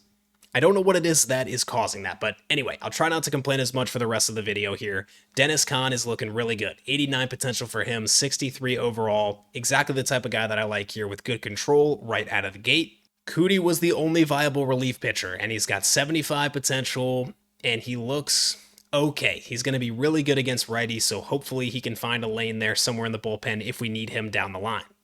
And the rest of these guys are nothing special, and I decided to not even sign Joel Del Villar. So that's what we've got. I mean, the top 2 are really good. We'll take it.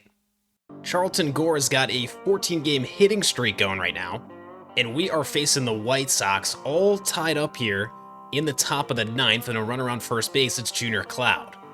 We have played quite a bit better than I expected this year, and Gore is definitely a part of that. He's trying to extend his hitting streak as Cloud's going for second, and he's in there easily.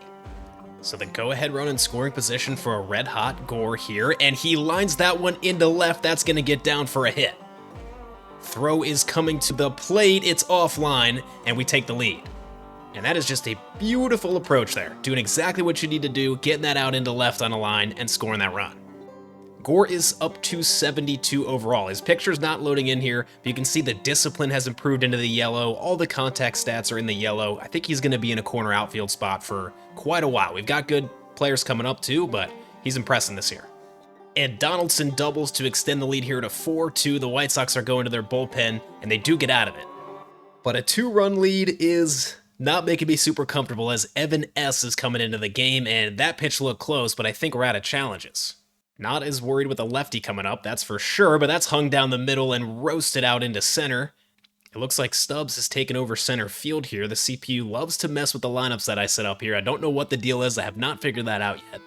Another lefty here, Drew Romo at the plate. Actually, he might be a switch hitter. That's a ground ball to shortstop, over to second for 1, into first, and we close this one out. Good win for the boys there as we continue to impress this year. We are up to 60 and 63 here now, and if we can get on a bit of a run, we might be able to get to 500, but we're about to take on the Dodgers, and that is always a bit of an issue. Lou Jones is going up against Shohei in this game. Gore's trying to keep his hitting streak, but we're down 4, so I'm going to simulate this one, and we are defeated 8-4. Now, Sherman Saul is going to get the start here in Game 2, and look at his ERA this year, 2.83. This guy's been incredible. So can we get this series evened up here? We cannot, and to avoid the sweep, we cannot do that. We get swept by the Dodgers. And we go on to finish this year 77 and 85. I think I set the target at 70, so 7 games better than I was hoping for. I'm pretty happy with that. Now, offensively, in terms of runs scored, we were the 3rd worst team in the league, but a lot of this lineup is still developing, which is good, although I'm kind of surprised. I felt like this was going to be the strength of the team. What is the strength of the team right now is our ERA. We ended up being ranked 4th. I might be able to make this work out with some of the guys in the bullpen that we have right now. Bartolo Flores was amazing this year. He's our best relief pitcher despite having some pretty low control, but as a lefty, he's really good. Kevin Wilson was also good. I've had this guy circled for a while. He had a 3.5 ERA. But I think what the plan is going to have to be going forward is just bringing up the best starters that I have to fill out the rest of the bullpen. Now, I mentioned before that could get really expensive, but somebody like Tyler Lance, a lefty, could be really good in the bullpen, but I do want him in the rotation, so maybe this is where I move our relief pitcher Eddie Taffy back to the bullpen because we do need another lefty back there. He was starting this year again and had 135 innings to a 3.5 ERA, so I feel pretty good about him being a lefty that we can somewhat rely on, like in middle relief. And then it'll be between Kevin Wilson and Evan S. to be our closer. We saw Evan S. shut that game down, and he continues to develop here nicely, but I just don't know if I can trust him. 23-6 is pretty good, and I just need to be patient with my offense here because everyone except for Brett Jefferson, who once again was our best hitter, everyone else here has not gotten really even close to their max potential yet. And I've got to talk about Salvador Villarreal. This guy, I just get higher and higher on him every single season, up to 80 overall, and he had a nice year with an 851 OPS. And he put up 4.3 WAR at shortstop this year. So he's a pretty solid player overall, and I did extend him. He was older, so I actually was able to get a cheaper deal for him. The biggest issues are first base and catcher, where we're getting 669 OPS from Ferreira and a 627 from Dudek, and I don't really have any help on the way until maybe 2 seasons from now. And as every year goes by, we get into more and more of a new era here, as Devers, Betts, J-Ram, and Correa all retire this offseason. What a career here for Jackson Chourio. He goes from that early extension with the Brewers to a 10-year, $350 million deal with the Mariners. And the day is finally here. We are no longer by far the worst team in the league. We're actually at 11, so only a 1% chance of getting that first pick. Wouldn't it be just poetic if this is a year where we jump up and get another first or second round pick? I'm not holding out hope for it, and we stay at 11. The Cubs have the first pick. Another player who got a pre-arb extension getting a second deal in free agency here, it's Samuel Basallo going to the Angels. The Cacti also gave out a big deal here, Eddie Stubbs. I extended him for 7 years, and that'll get him to age 32. So you can kind of see the window. We've got plenty of runway with our good players and much more talent coming up, of course. The best of which is our pick from last year, Neil Dukes. I've got to find a way to carve a spot for this guy. I think second base is going to be his, starting his career in the minors and hoping to join us in the show next year. This is an electric player profile. And then our second ranked prospect is Tyler Lance, and you can see that it shows his level as the MLB. And that is because he will be joining us in the pitching rotation this year. This is the main addition on the pitching side of things.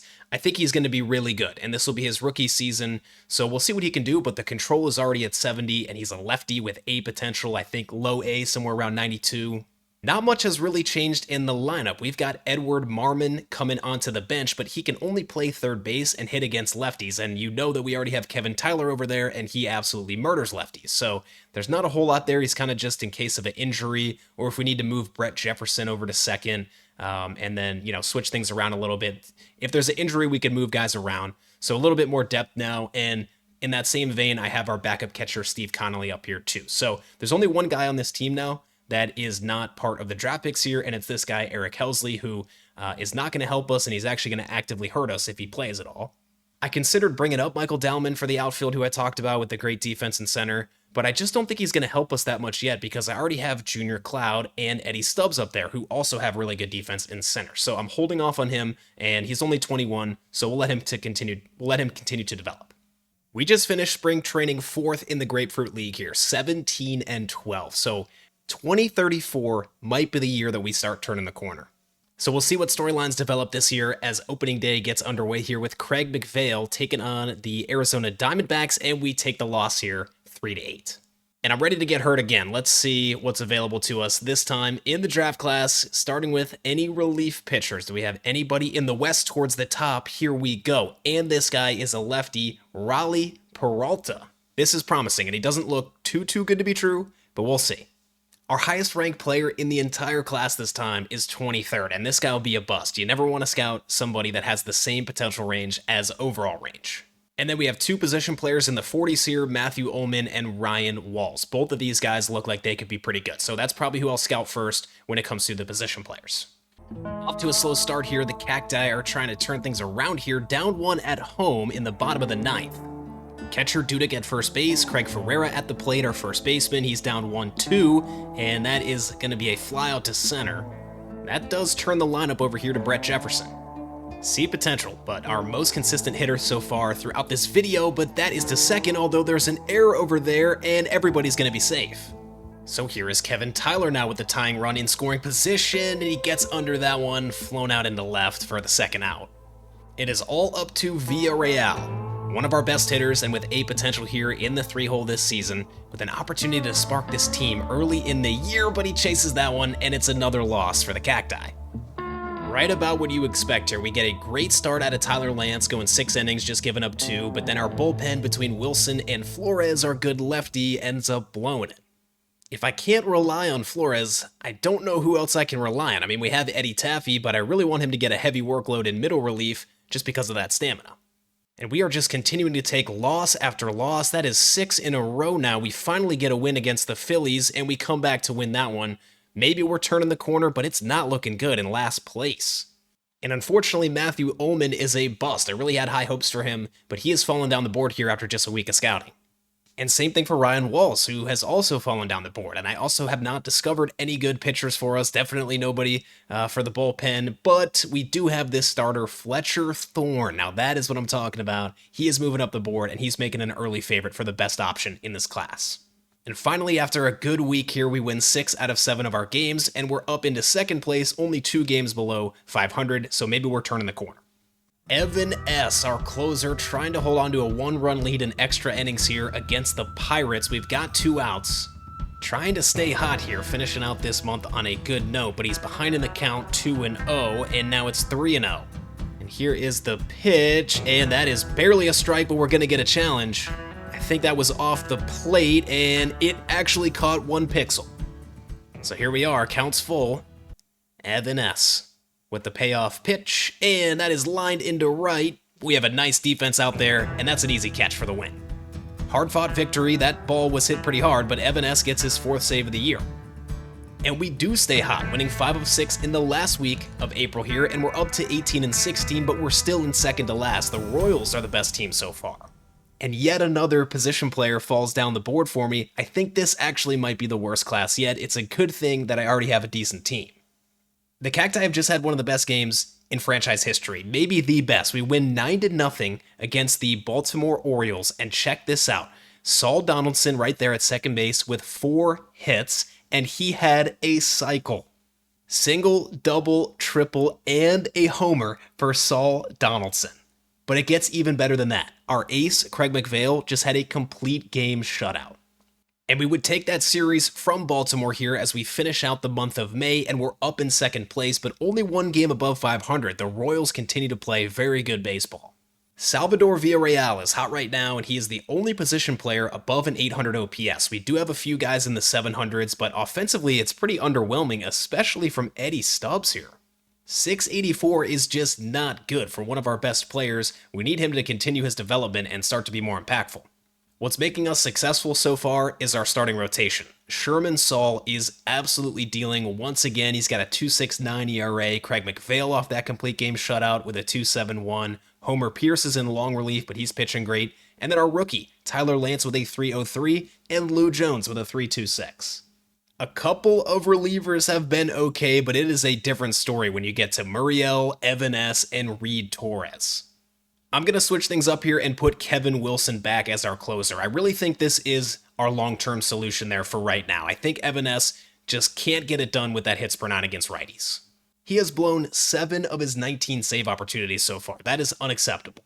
July 2nd, we are hanging on to second place here as we get close to the MLB draft. We are ranked 14th in pitching, which is good, and 8th in speed. I don't put a whole lot of stock into those rankings because we are ranked 30th overall, but obviously playing quite a bit better than that. Now we're struggling to compete with the Royals here, who are in first place, and they swept us back in the middle of June. And outside of Jed Floyd here, who I'm not even sure we're going to get, this is not going to be a great draft. Fletcher Thorne also looks decent. He might even be a little better. But yeah, we're going to be going through this draft pretty quick. The only good position player I found here is catcher Tim McKenna.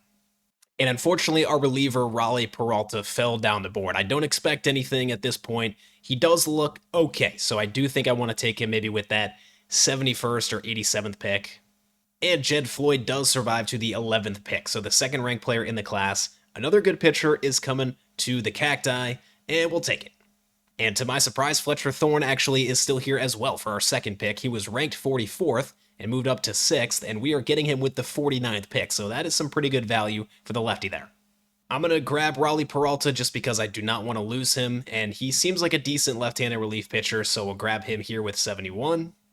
And even though I have a million project catchers, I am hoping that Tim McKenna will fall to our next pick, and he does. So he went from 101 to 27, so I will take him here. And then I'll finish out the draft here with a project center fielder and a couple relief pitchers. Checking out the All-Stars here, and Lou Jones, the first guy who made it up to the MLB as an All-Star this year with a 2.72 ERA, part of this excellent rotation that we have here for the Western Cacti. And we have got Brett Jefferson, who is keeping company with the likes of Connor Griffin here. Obviously not playing as well as Connor Griffin, but our DH continues to impress despite his low overall. I thought we might see another pitcher get the nod here, but I guess it's only going to be Lou Jones. And Kevin Wilson, who I put in as our closer now, does have a good ERA at 2.63, but he has blown 4 saves. So this just continues to be really the bane for the Cacti. And our number 1 overall prospect, Neil Dukes, is in Double-A, and he's got a 754 OPS, so I certainly was hoping for a little more from him right out of the gate, but he is continuing to develop, so I just need to be patient. So coming out of the break, we are 50 and 47, and we're actually in the second spot of a very tight wildcard race. Obviously, I can't get anybody at the trade deadline to help us out here, but let's see if we can keep this up and find ourselves in the first playoff games of the video. It would help if we could make this comeback here against the Yankees. With 2 runners on and 1 out, this is our backup catcher, Steve Connolly, at the plate in the 9-hole. So Connolly finds himself in a hitter's count here, 2-0, and there is the pitch, and it's lined into right, and that is going to get down. And it's over the wall. It's not much of a wall out there, but that is a great swing as that breaking ball got a little bit too much plate. So just like that, we tie up the game, and the Yankees bring in a lefty, which I think is a mistake. The top of our order is much better against lefties. And obviously that includes Brett Jefferson, who has maxed out contact. The table is set for him here with the infield in. Almost anything in play can win us this game, and there you go. Line drive into the gap. The Cacti are going to walk it off. Ferreira comes home as the winning run, and that is a great victory against a pretty solid Yankees roster. So we win that series against New York, we win the next series against Texas here. We are on a small 2-game losing streak, but nothing to be too worried about here. And it's the beginning of August. We are still in second place here, 4 games above 500. Time to view our draft picks. I don't know how many more guys in the draft are going to be on the Major League roster going forward, but it is still very important to stack up talent just in case there's still 10 years left here before we win a title. I don't think that'll be the case, but let's see how good our picks were this year. And yeah, that's a little disappointing, honestly. I had pretty high hopes for Jed Floyd, but I don't know if our scout got this one exactly right. He's 58 overall with 89 potential, which is good, and obviously is going to be very good against righties. But at this point, more than anything, I am just focused on winning. And we've got a 3-game series against the Royals, who are obviously in first place. They are very good. Brian Wu is their ace, and he takes the mound here for the first game, which we lose 8-3. It's a good test for us, series like this, to see how we compete against some of the best in the league, and they are up in this game, and they do have that really good closer on their team, and he shuts it down. So can we salvage one in this series, or do we get swept? Again, we do not. We managed to take 1. And now this next series is a pretty big one against Detroit, because they are right behind us here in the division. We've got a 2.5-game lead on them, but if we lose all 3 here, they could take that from us. Good thing is Sherman Saul's on the mound here for the first game. I've got a lot of confidence in him, but we've got an injury here, and it's Jones. Lou Jones, that is. Our starter who's been up for a long time is going to be out for the last 2 months of the season. And he was having a great year with a 3.16 ERA, and obviously he was an all-star. We have gotten a pretty good year out of Homer Pierce in his sophomore season, so I can slot him into the rotation, but he's obviously no Lou Jones, and then I'll have to put Eddie Taffy back into long relief, or actually, maybe we could try somebody else. Let's see how Evan S. can do in long relief. He's up to 82 overall and is actually starting to look pretty good, and he's got some stamina where I think he can handle this, so we'll give him a shot in that spot. And that means I've got to trust somebody else with high leverage here, and I think the only guy that I can go for is Dustin Parks. So back to this Tigers series where we win the first game, and the second game we win, and we're looking for a sweep, and we get it. And we are rolling here through the end of August, although Cleveland takes that series from us, but we're up to 10 games above 500. I am really impressed with this team, and we've got a nice lead here for the second wildcard spot. The Orioles are the first team out. They're under 500, and they're 6 games out. Can we finally win a series against this 86-win Royals team? We've already lost the first game, and in the second game, we do take a win. This is for the series with Sherman Saul on the mound, and we're going to enter this game. And you might recognize this closer's name. I've pointed him out a couple of times. He's like the only one that the CPU has generated, and here he is.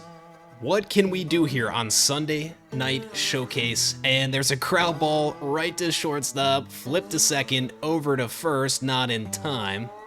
This guy also is a lefty who slings its sidearm, and we've got a lefty, first baseman Ferreira at the plate. I'm not feeling too good about this. That's strike 2. Down to our last chance here, and here's the 1-2 pitch. He got him. The Royals are looking very good, and they will probably be a roadblock for us not only in the division, but potentially in the playoffs. We just got swept by Miami here at the end of the year, and as long as we don't completely blow this Cubs series, we are headed to the playoffs, and final game of the year here, I'm simulating, and we lose that one 10-4, but we are going to be in the postseason as a wild card team. 85 wins gets us an opportunity in the wild card against the Toronto Blue Jays. And we've got a notification of a league leader here. I think this is our first time, and it's Villarreal for triples. That is an interesting one there, but 16 triples, he won that by a lot over Max Clark. And this is another guy whose contact is now maxed out against lefties. He went from 91 to 98 contact against lefties this year. Now, he only had 3.1 WAR, and that's because he does not quite have the defense to be an above-average shortstop at this point. But nonetheless, he is one of our better hitters, tied here with Brett Jefferson, and our backup catcher Steve Connolly had a nice year, and then Eddie Stubbs actually turned it around to have an 815 OPS. I was really asking for him to be an impactful player this season, and he absolutely was. Look at the development this year, everything is looking a lot better. And our best hitter, to no one's surprise, is Kevin Tyler. And again, yet another guy who's very good against lefties. He's been playing a nice third base for us. We have some absolute studs in this pitching rotation. And none better than Sherman Saul this season with a 3.12 ERA. Saul is the guy who is incredibly well-rounded. 81 is his max potential, and he's been sitting here very nicely for a couple of years. That is back-to-back great seasons from him. 2.99 last year, 3.12 this year. It is a bummer that Lou Jones got hurt. He was having a really nice year, but Homer Pierce stepped in very nicely. And then you get to Craig McVale, who in a down year still had a 3.81 ERA and is up to 90 overall. He is our actual best players, and lefties cannot hit him. He's got great control, and I've been training his clutch. He's got it up to 66 now. I have whined and complained about this bullpen throughout this entire video, but I have to give them a little bit of credit here. These guys actually were pretty good, not as much of a liability as I would have expected. Our closer, Kevin Wilson, with a 3.56 ERA here. He's actually continuing to develop higher than I thought. Now let's see how he did in his save opportunities, 26-7. That's not awful, and it's definitely better than what Evan S. would have done. He was our worst relief pitcher this year. And it's funny because he has the highest overall at 82, and the stats do look pretty good, but I've been saying the hits per 9 versus righties is holding him back. Now the Royals are on the other side of the bracket, so if we get through Toronto, we'll be facing Seattle. Bad news is Lou Torres is still on the IL, so our rotation for the playoffs will be McVale, Saul, Lance, and Homer Pierce.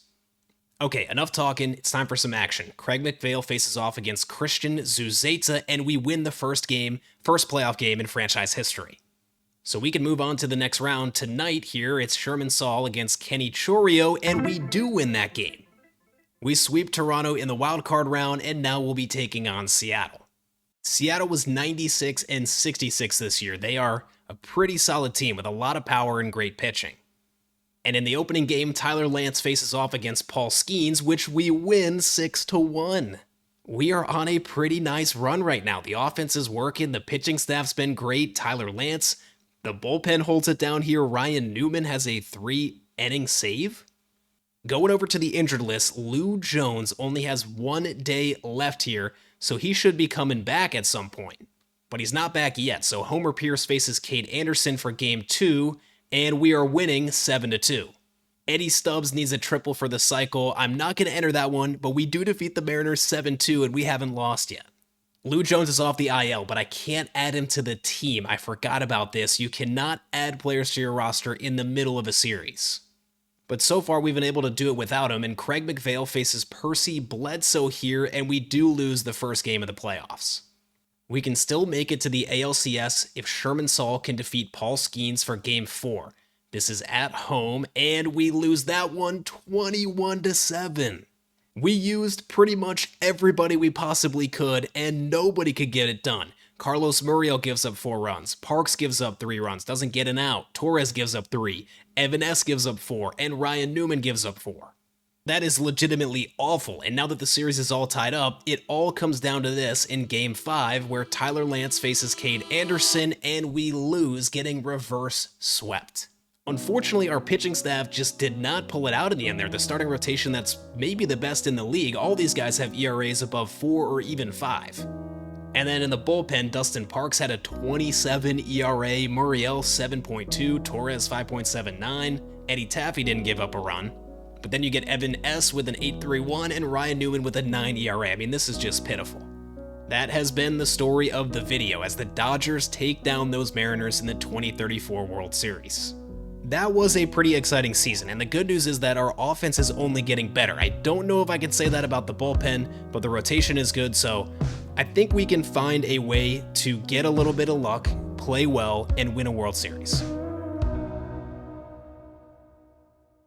I don't know when that's going to happen, but as long as this roster keeps making it to the playoffs and giving us a chance, someday I think we can get it done. Having fun here looking at the free agent classes every year off camera, and every now and then putting it on camera because check this guy out. A generational catcher has made it to free agency. This would help us out so much. Catcher is one of the positions that we've got guys on the way, but nobody right here and now during kind of our window. And he is a free agent at only 24 years old. You've got Eli Willits up here, and you've got this guy, George Christian. Look at the power. I feel like I kind of recognize this guy from somewhere. But without the contact, he's not able to make full use of that power, so that's why this usually is not my favorite kind of profile. Cade Smith is still in the league. Gosh, if there's ever a guy that we could use, here he is. Welcome to 2035, season number 10. If you've made it to this point of the video, I think you're enjoying it, so please drop a like below and also consider subscribing. Nothing has changed in the starting lineup from last year to this year. It's just that all these guys got a little bit better. They're continuing to get closer and closer to their potential. So many of these guys were such long-term plays that they're finally starting to pan out. We've only got one guy left in the 60s. Craig Ferreira has developed about as slow as you possibly can for somebody with B potential. I've had this guy since the very first year, and he is still in the 60s. We do have another bench guy coming in here, Mark Weiss in right field. Nothing special besides his A potential, but I just wanted to get him up here to have another right fielder and not have anybody on this roster that isn't from somebody that I drafted, and that includes the same reasoning for Amos McFadden. Both of these guys have A potential, they're pretty young, and we'll let them develop and get some at-bats this year. In Lou Jones, we trust here. He's back in the rotation behind Craig McPhail, Sherman Saul, Tyler Lance, and Homer Pierce. I think this is exactly how I had it last year. Keep your eyes on Tyler Lance this season. It could be a big year for him in terms of development. He's right on the precipice of really exploding after a great rookie season. I don't know what we're going to do with our guy, Evan S. I'm going to try long relief again, but he can kind of be a problem. And I do have one new arm here in the pen, David Yabu. We've had this guy since 2029. And he's coming in, so we'll see what he can do. Kevin Wilson, I'm going with him as our closer again. I just don't want to put Bartolo Flores there because I want him to be flexible as our best lefty to be able to go in during lefty lanes. I don't want him to be closing every single time. I think we can get to 90 wins this year based on last year. As long as the pitching cooperates again, we should have a lot of upside in the offense, and I'm feeling pretty confident. Is this going to be the year for the Cacti? We're off to a nice start here at 5-3. This is setting a record for the new worst draft class so far. There is almost nobody in the West region. I haven't gone through and counted, but I'm going to estimate that there's maybe 30 players from the West, at most. There is almost not even a point of trying for this draft class. Honestly, this is really, really bad. Doesn't matter as much anymore. That's the good news. Our focus is now on the team here, and McPhail's got a shutout going late into this game. It's early in the season, but this is definitely a statement win from our ace here if he can get the job done. There is a fly out into left, and that's the first out. McPhail's got a hard fastball in the upper 90s and a great curveball, and he's really become one of the better pitchers in the league over the years. One more guy to get. 2-strike count. Here is the pitch, and he got him on the curveball. McPhail stuns the Tigers here, and that is a very impressive outing early in the year. It's very early in the year, but for the first time in team history, we are in first place. The way that we're going to win here, as the Cacti, is with great starting pitching and more development from our offense. Well, this is not going to help. Brett Jefferson, one of our cornerstone hitters, is going to be out for 2 to 3 months with a torn calf. In his place, I'm going to have to lean on Edward Marmion, who we have not seen any of so far in this video. I've moved through things pretty quickly here. We're 5 games above 500, and it is the Guardians this time that are leading the division. It's really been back and forth. We go on a run of 5 straight losses, and then we win 4 in a row. We just seem to be a hot and cold type of team. That's been the story this year. We are getting a great season out of Kevin Tyler here, one of the OGs and just veterans of this team at this point. 933 OPS for Tyler, and he is our first position player to reach 90 overall. And Eddie Stubbs is getting better and better. He is our second best hitter this season with an 856 OPS, and the stats page is really starting to round out here up to 86 overall. But there is a serious development going on here that is more important than any of that I've just gone through. Ladies and gentlemen, we have a closer.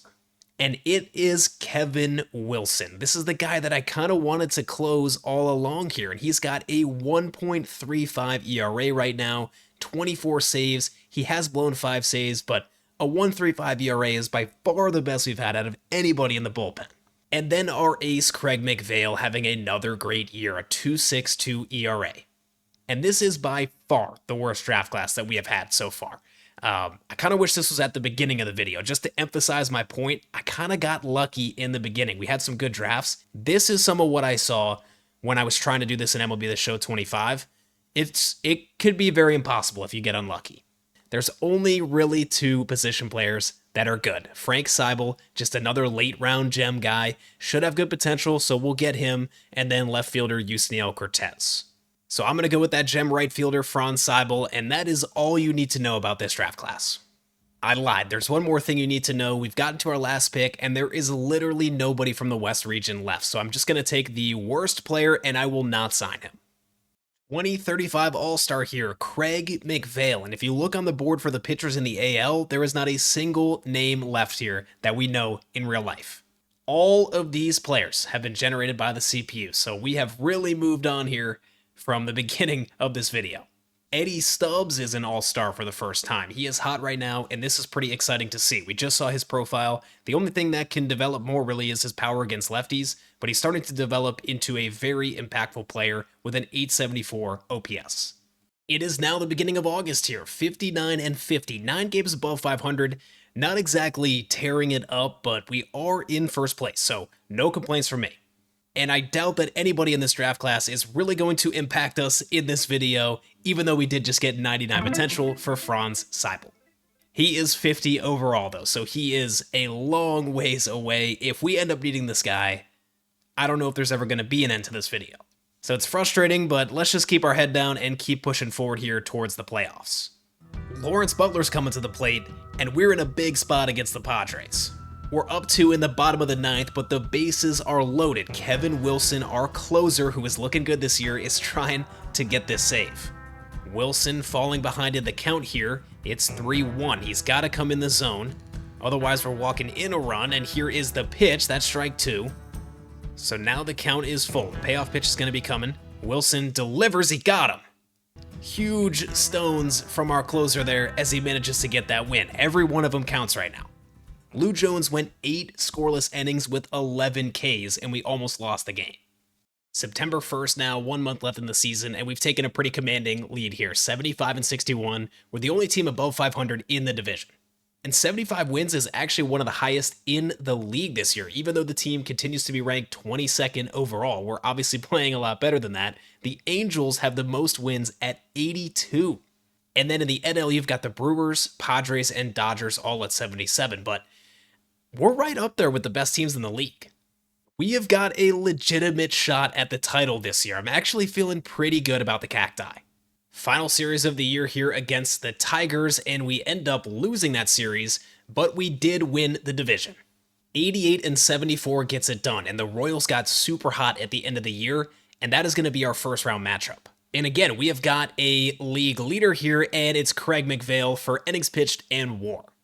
What's funny is he is not even on the list here for the Cy Young, so kind of a bummer. I feel like if anybody's got a chance on our team, he's got it. Just a phenomenal season from him with a 2.84 ERA, and then our closer Kevin Wilson with a 2.81. He did end up blowing 10 saves though, so when you get 53 chances, you're definitely going to blow some, but that feels like kind of a lot. Now, we know that Craig McVale is going to be good every year, but the guy who consistently surprises me is Sherman Saul. Mr. Well-Rounded himself has put in so many good seasons for the Cacti at this point. Look at the last 3 years here. 299, 312, 297.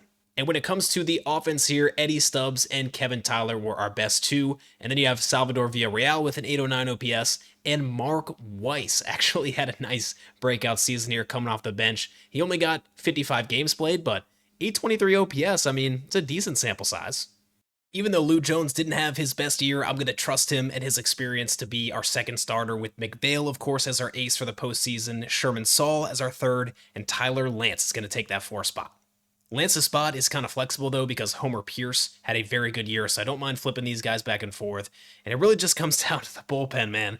Can Kevin Wilson hold it together for us? I feel like we've got a couple guys to believe in here. Bartolo Flores has been one of the best. Him and Eddie Taffy, these two lefties, are really our guys. But Kevin Wilson, can he shut games down? So we are in the bottom left of the bracket there. Kansas City and then New York awaits the winner of our series. And honestly, Kansas City has kind of had our number throughout this video. And they are coming in hot. They secured this playoff spot right at the end of the year. So I'm a little nervous, but we do have McVale for game 1, which we win 4-2. We've got Lou for game 2. Can he put it together for the playoffs? And yes, he can. We win game 2. And with that, we will be taking on the Yankees in the division series. This is not a roster that I know much about here, but there are a few names that we can recognize between Colson Montgomery as their best player at shortstop, Christian Campbell, Carlos Lagrange is up, and he has no control, so I'm not super worried about him. You got Justin Crawford, Dalen Lyle, a few guys that we know here. As far as the rotation, Lagrange is their best pitcher. You've got Jonah Tong in here. Overall, I'm feeling really confident against the Yankees, I have to say. So it's Sherman Saul and Lagrange for game 1 in New York, which we win 8-5. Game 2 is Tyler Lance and Jonah Tong, which we also win. And once again, we haven't lost yet in the playoffs. I'm thinking Craig McVale should be able to get this over the line for us in game 3, and he does. The Cacti are moving on to face the Orioles in the American League Championship Series. 5-0 right now. The pitching staff's been really good, especially McVale, who has 13 2/3 innings to a 1.3 ERA. I actually misread that pop-up. It was not decided yet between the Orioles and who they were playing, but they ended up winning that series anyway, so that is who we're going to face. And again, a roster that I don't know a whole lot about, but I see a guy from the Rays, my favorite team in real life here, as their best player. It's Carson Williams, who is one of the top prospects for the Rays in real life right now. The Orioles have a much better rotation than the Yankees did between this guy, Kevin Carlisle, 90 overall, Cade Anderson, who's incredibly well-rounded, 89 overall. Darryl McDonald here is looking good, and then Dante Joyce is their 4th. He doesn't have any control, but yeah, they do have a legit rotation. We are headed out to the Wild West for Game 1 of the ALCS here, a sold-out crowd of 5,676. Not the biggest stadium in the world. But they are going to be very loud as we look to take down the Orioles and move to the World Series for the first time. And guess who's on the mound? Craig McVale. He has not missed a beat so far in the postseason, and he starts this game with a strikeout on his nasty curveball. This is the guy I'm circling in this series, Alejandro Kirk. Even at 36 years old, his stats look really, really good, and he draws a walk here in the first. Here's a very good contact hitter, Chase Mydroth, another name that we know, but that is weak contact. Villarreal to second for 1, over to first, we got 2, and we're out of the inning. And we are taking on Cade Anderson. Very interested to see how we stack up against him today. You should know by now that we have quite an advantage here because Cade is a lefty, and our guys are absolute dogs against lefties. Can Kevin Tyler get something going for us here in the first inning? He cannot. 3 strikeouts for Cade Anderson. Finally, we get to Anderson with a leadoff double from Eddie Stubbs here, and now we've got 2 runners on. Junior Cloud, one of the older players on this roster, has got an opportunity here. He's been very good in the postseason so far. That is a ground ball weakly to short. Looks like the Orioles will only get 1 there. And this is not the matchup I want with runners on the corners. First baseman Ferreira, who has just not been able to develop at all here, and he's going to fly out into left. McVale in a jam here, runners on the corners, and it's the Orioles that strike first. 3 straight singles and a runner's thrown out. It looked like they were about to score another run there. Eddie Stubbs works the count to full here. He's got an opportunity with 2 on and 2 out, And here's the payoff pitch. He got him. Cade Anderson has stopped every opportunity that we've had so far, and a solo shot for the Orioles doubles their lead. But we're back at it again right away here. Bottom of the fourth, and a golden opportunity. 2 on and nobody out. And that is ripped into center. Bad jump from the center fielder, but he ranges back and makes the play.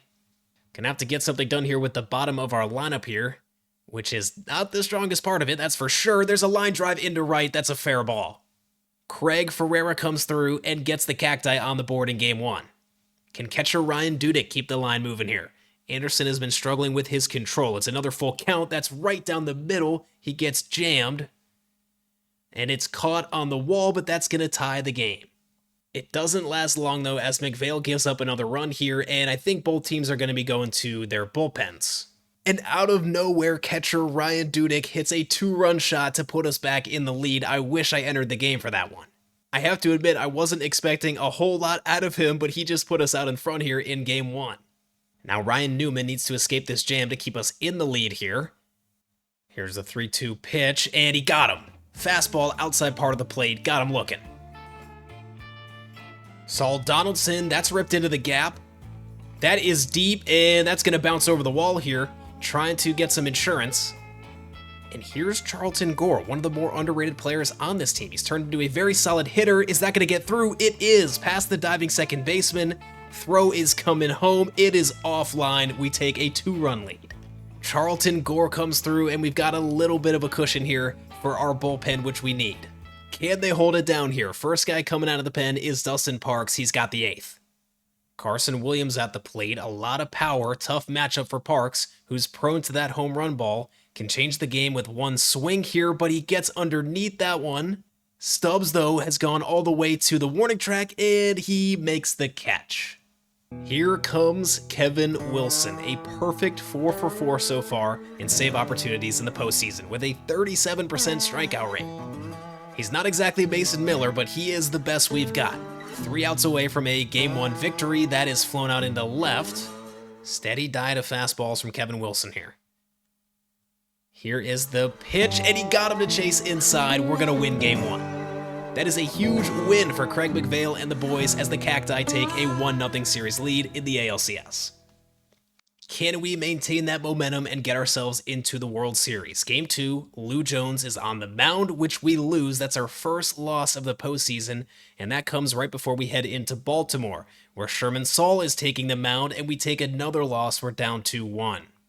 And our youngest starter in the rotation, Tyler Lance, is going to get the nod today. I have a lot of confidence with him on the mound. Hopefully he can put a good performance together. He's facing a guy with not very good control. I'm liking our chances today, and we do take the win to even the series. It comes back around to McVale and Anderson for Game 5, the swing game of this series, which we win, and now we can clinch. Back at home this time, in the Wild West. And taking the hill is the veteran, Lou Jones, who has been very good in the playoffs, but the whip is not great, and he's not striking out a lot of guys. Cacti leaning on him for a good start today, and hopefully the offense can get rolling here. We've got a runner on here right away, and a double puts 2 in scoring position. Base hit scores 2. Eddie Stubbs, and he strikes out. And now the Orioles have something going here. Runners on the corners, and they strike first here once again. 2 runners in scoring position, but we get a strikeout from Jones. He has been good today. It's just the offense that's not been able to get anything until Jefferson ties it up on a solo shot, and now we're rolling. Taking the lead, we're up 3-1. And a double from Villarreal extends the lead to 5-1. We are into the Orioles bullpen, and Lou Jones has a ton of stamina left here. I'm hoping he can just go the distance. I feel pretty comfortable with the 5-run lead that the bullpen can hold it together here, and Homer Pierce has a clean inning. Homer Pierce is staying in to work the 9th. We are 3 outs away from the World Series. 2-2 pitch on the way here, and that is a fly out into right, and Cloud makes the catch. 2 outs to go. Homer Pierce, another starter that is in the bullpen for us during this series. That was my strategy, to get some more starters up and put them in the pen to replace some of the relievers. And so far it has been working, as here is a 1-2 pitch, and that's strike 3, 2 down, and we're going to get a challenge. I think that caught a piece, and it definitely did. So Homer Pierce is 1 out away from getting us to the Fall Classic for the first time in franchise history. He has looked very steady on the mound in relief today. Here's a 1-2 pitch to Howie Hill, and he got him. Strike 3, and we're going to the World Series. So far, it has been a dominant run for the Cacti in the postseason as we are 2035 AL champs. And as fate would have it, it's only right we will have to take on the Dodgers for this title. To nobody's surprise, they have a very impressive roster, but we do have one thing going in our favor. Nolan McLean, their ace, is injured. So their rotation gets kind of thin, but they do have Ryan Sloan, who looks really, really good. In fact, he was the Cy Young Award winner this year. After him, you've got Cam Schlittler, so that is their 1-2 right there, but I am grateful we don't have to face McLean. They did sign Gunnar Henderson, and we are going to have to face him, and he's still 99 overall, 13 years of MLB service time, so he has not had a little bit of regression at all here. He's coming off of a 1. OPS season and 8.9 WAR, which is not even his best of the last 3 years. We've looked pretty good too, don't get me wrong, but I'm not sure if we can get this done. The Dodgers have home field advantage. We've got McVale on the mound, our ace, going up against Ryan Sloan for Game 1, which we lose 6-0. Game 2 is Lou Jones and Cam Schlittler, which we win to even up the series, and we head home. And now we get Mr. Well-Rounded and Mr. Consistent, Sherman Saul, going up against Carmen Blodzinski. I don't know how to pronounce that. Can we take Game 3 here? We can, 5-2. If we can win this game tonight, we will have a chance to win the World Series at home before we go back to LA. Once again, it's the youngest starter in our rotation, Tyler Lance, going up against Zach Root. I think we're definitely favored here. Can we take Game 4 of the series and have a chance to clinch at home? We can. An 11-8 final here. 4 hits from Kevin Tyler in the 3-hole, but 3 RBI from Villarreal. It looks like he had a homer, Tyler had a homer, Junior Cloud had a homer. These are OGs of the Cacti at this point. I kind of wish I entered this one because our bullpen was actually very impressive between Taffy, Flores, Parks, and Kevin Wilson, our closer, with his 8th save of the postseason. So here we go. I am nervous and very excited as we go back to the Wild West with a chance to win the World Series tonight. Craig McVale is getting warmed up. The home crowd is buzzing here. He's getting the ball to face off against Ryan Sloan. This did not go well for us in the first game of the series. It's the Dodgers versus the Cacti. Trying to get off to a good start here. DePaula is the leadoff hitter, and here is a 2-2 pitch. He got him to chase the high heater. That heater curveball combination for McVale is the route to success for him today. Here's Gunnar Henderson fouling that one off to the left side. 99 overall Gunnar Henderson. A 2-2 pitch from McVale, and that's lined and caught by Tyler. An absolute gauntlet at the top of this lineup. 3 lefties who are all 94 overall or better. Zaire Hope is at the plate. Craig McVale. Count has gone full here. Zaire Hope at the plate. Looking for a clean first, and that's line to center. That is hit hard. Stubbs tracking it to the wall, and he leaps, and it's over his head. Craig McVale gives up a solo shot here in the first. Zaire Hope gets the Dodgers on the board.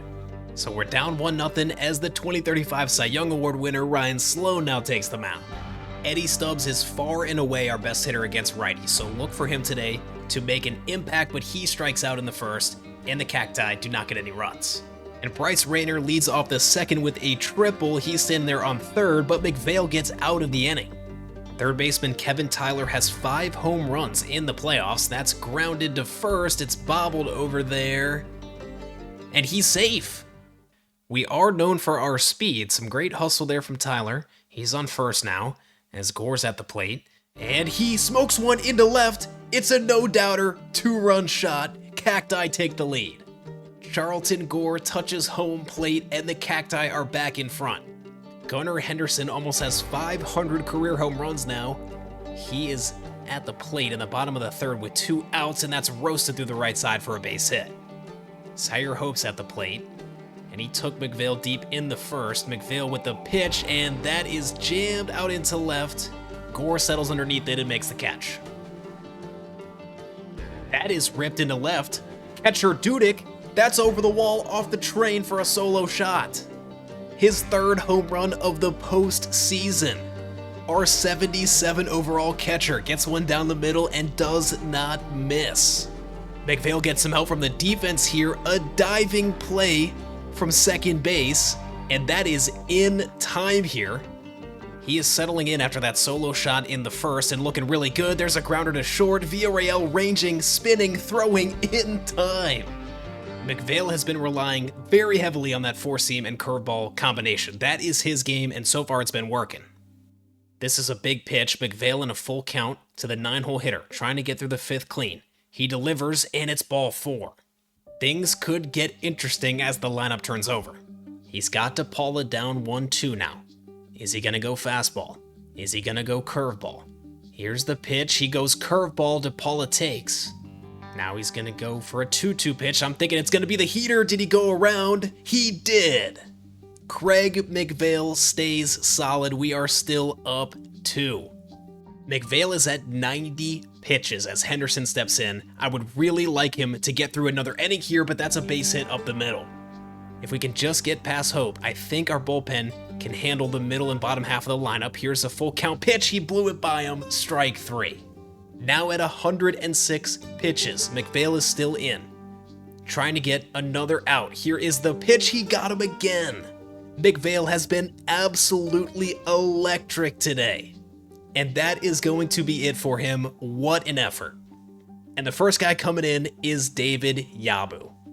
We need to get 10 outs with these guys, starting with Bryce Rayner. Yabu delivers, chopped, over to shortstop. Villarreal goes the short way, and we're out of the inning. 67 overall, David Yabu is staying in for the 7th inning now. And he gets a jam shot there for the first out. For everybody on this field, it is the biggest moment of their career. Yabu trying to have a clean inning here, and he got him to chase. David Yabu comes up big. I would like to see a lefty coming out of the pen here, but instead it's Dustin Parks. The Dodgers have 3 straight lefties coming up here. I'm not sure what that decision is, and that is hit well into center, but Stubbs is going to get underneath it. Gets himself back in the count. It's full. This is the payoff pitch right here, and it's grounded. Shortstop diving play. Villarreal to first, and he got him. And he put it all on the line. Villarreal got injured. So Amos McFadden, who's like 65 overall, is going to replace him. This team is giving 110% to try to win it today, and here's Gunnar Henderson at the plate. 2-2 pitch. And he got him! That's hit hard into right. Ferreira. Back to the wall. Do we get some insurance? We do! Inspiring shit from the Cacti tonight. First baseman Ferreira goes yard, and we've got a 3-run lead. So we go to the 9th. Kevin Wilson coming in. 8 for 8 in save opportunities. I can almost taste the World Series title. Hope at the plate. Wilson delivers. He just swung at a pitch that hit him. We'll take him any way we can get him. That's the first out. Here's Robbie Farr. Wilson, that's strike 2. Catcher makes the call. Wilson makes the pitch, and he got him. What a journey it has been for the Western Cacti. Starting from nothing, a grounder to third. Tyler, sliding play, throw to first in time, and the Western Cacti win the World Series. The impossible has happened. And boy, did we show up today. The Western Cacti have won the title. I truly cannot believe what I'm seeing right now. Coach lifts the trophy, and the Cacti are world champions.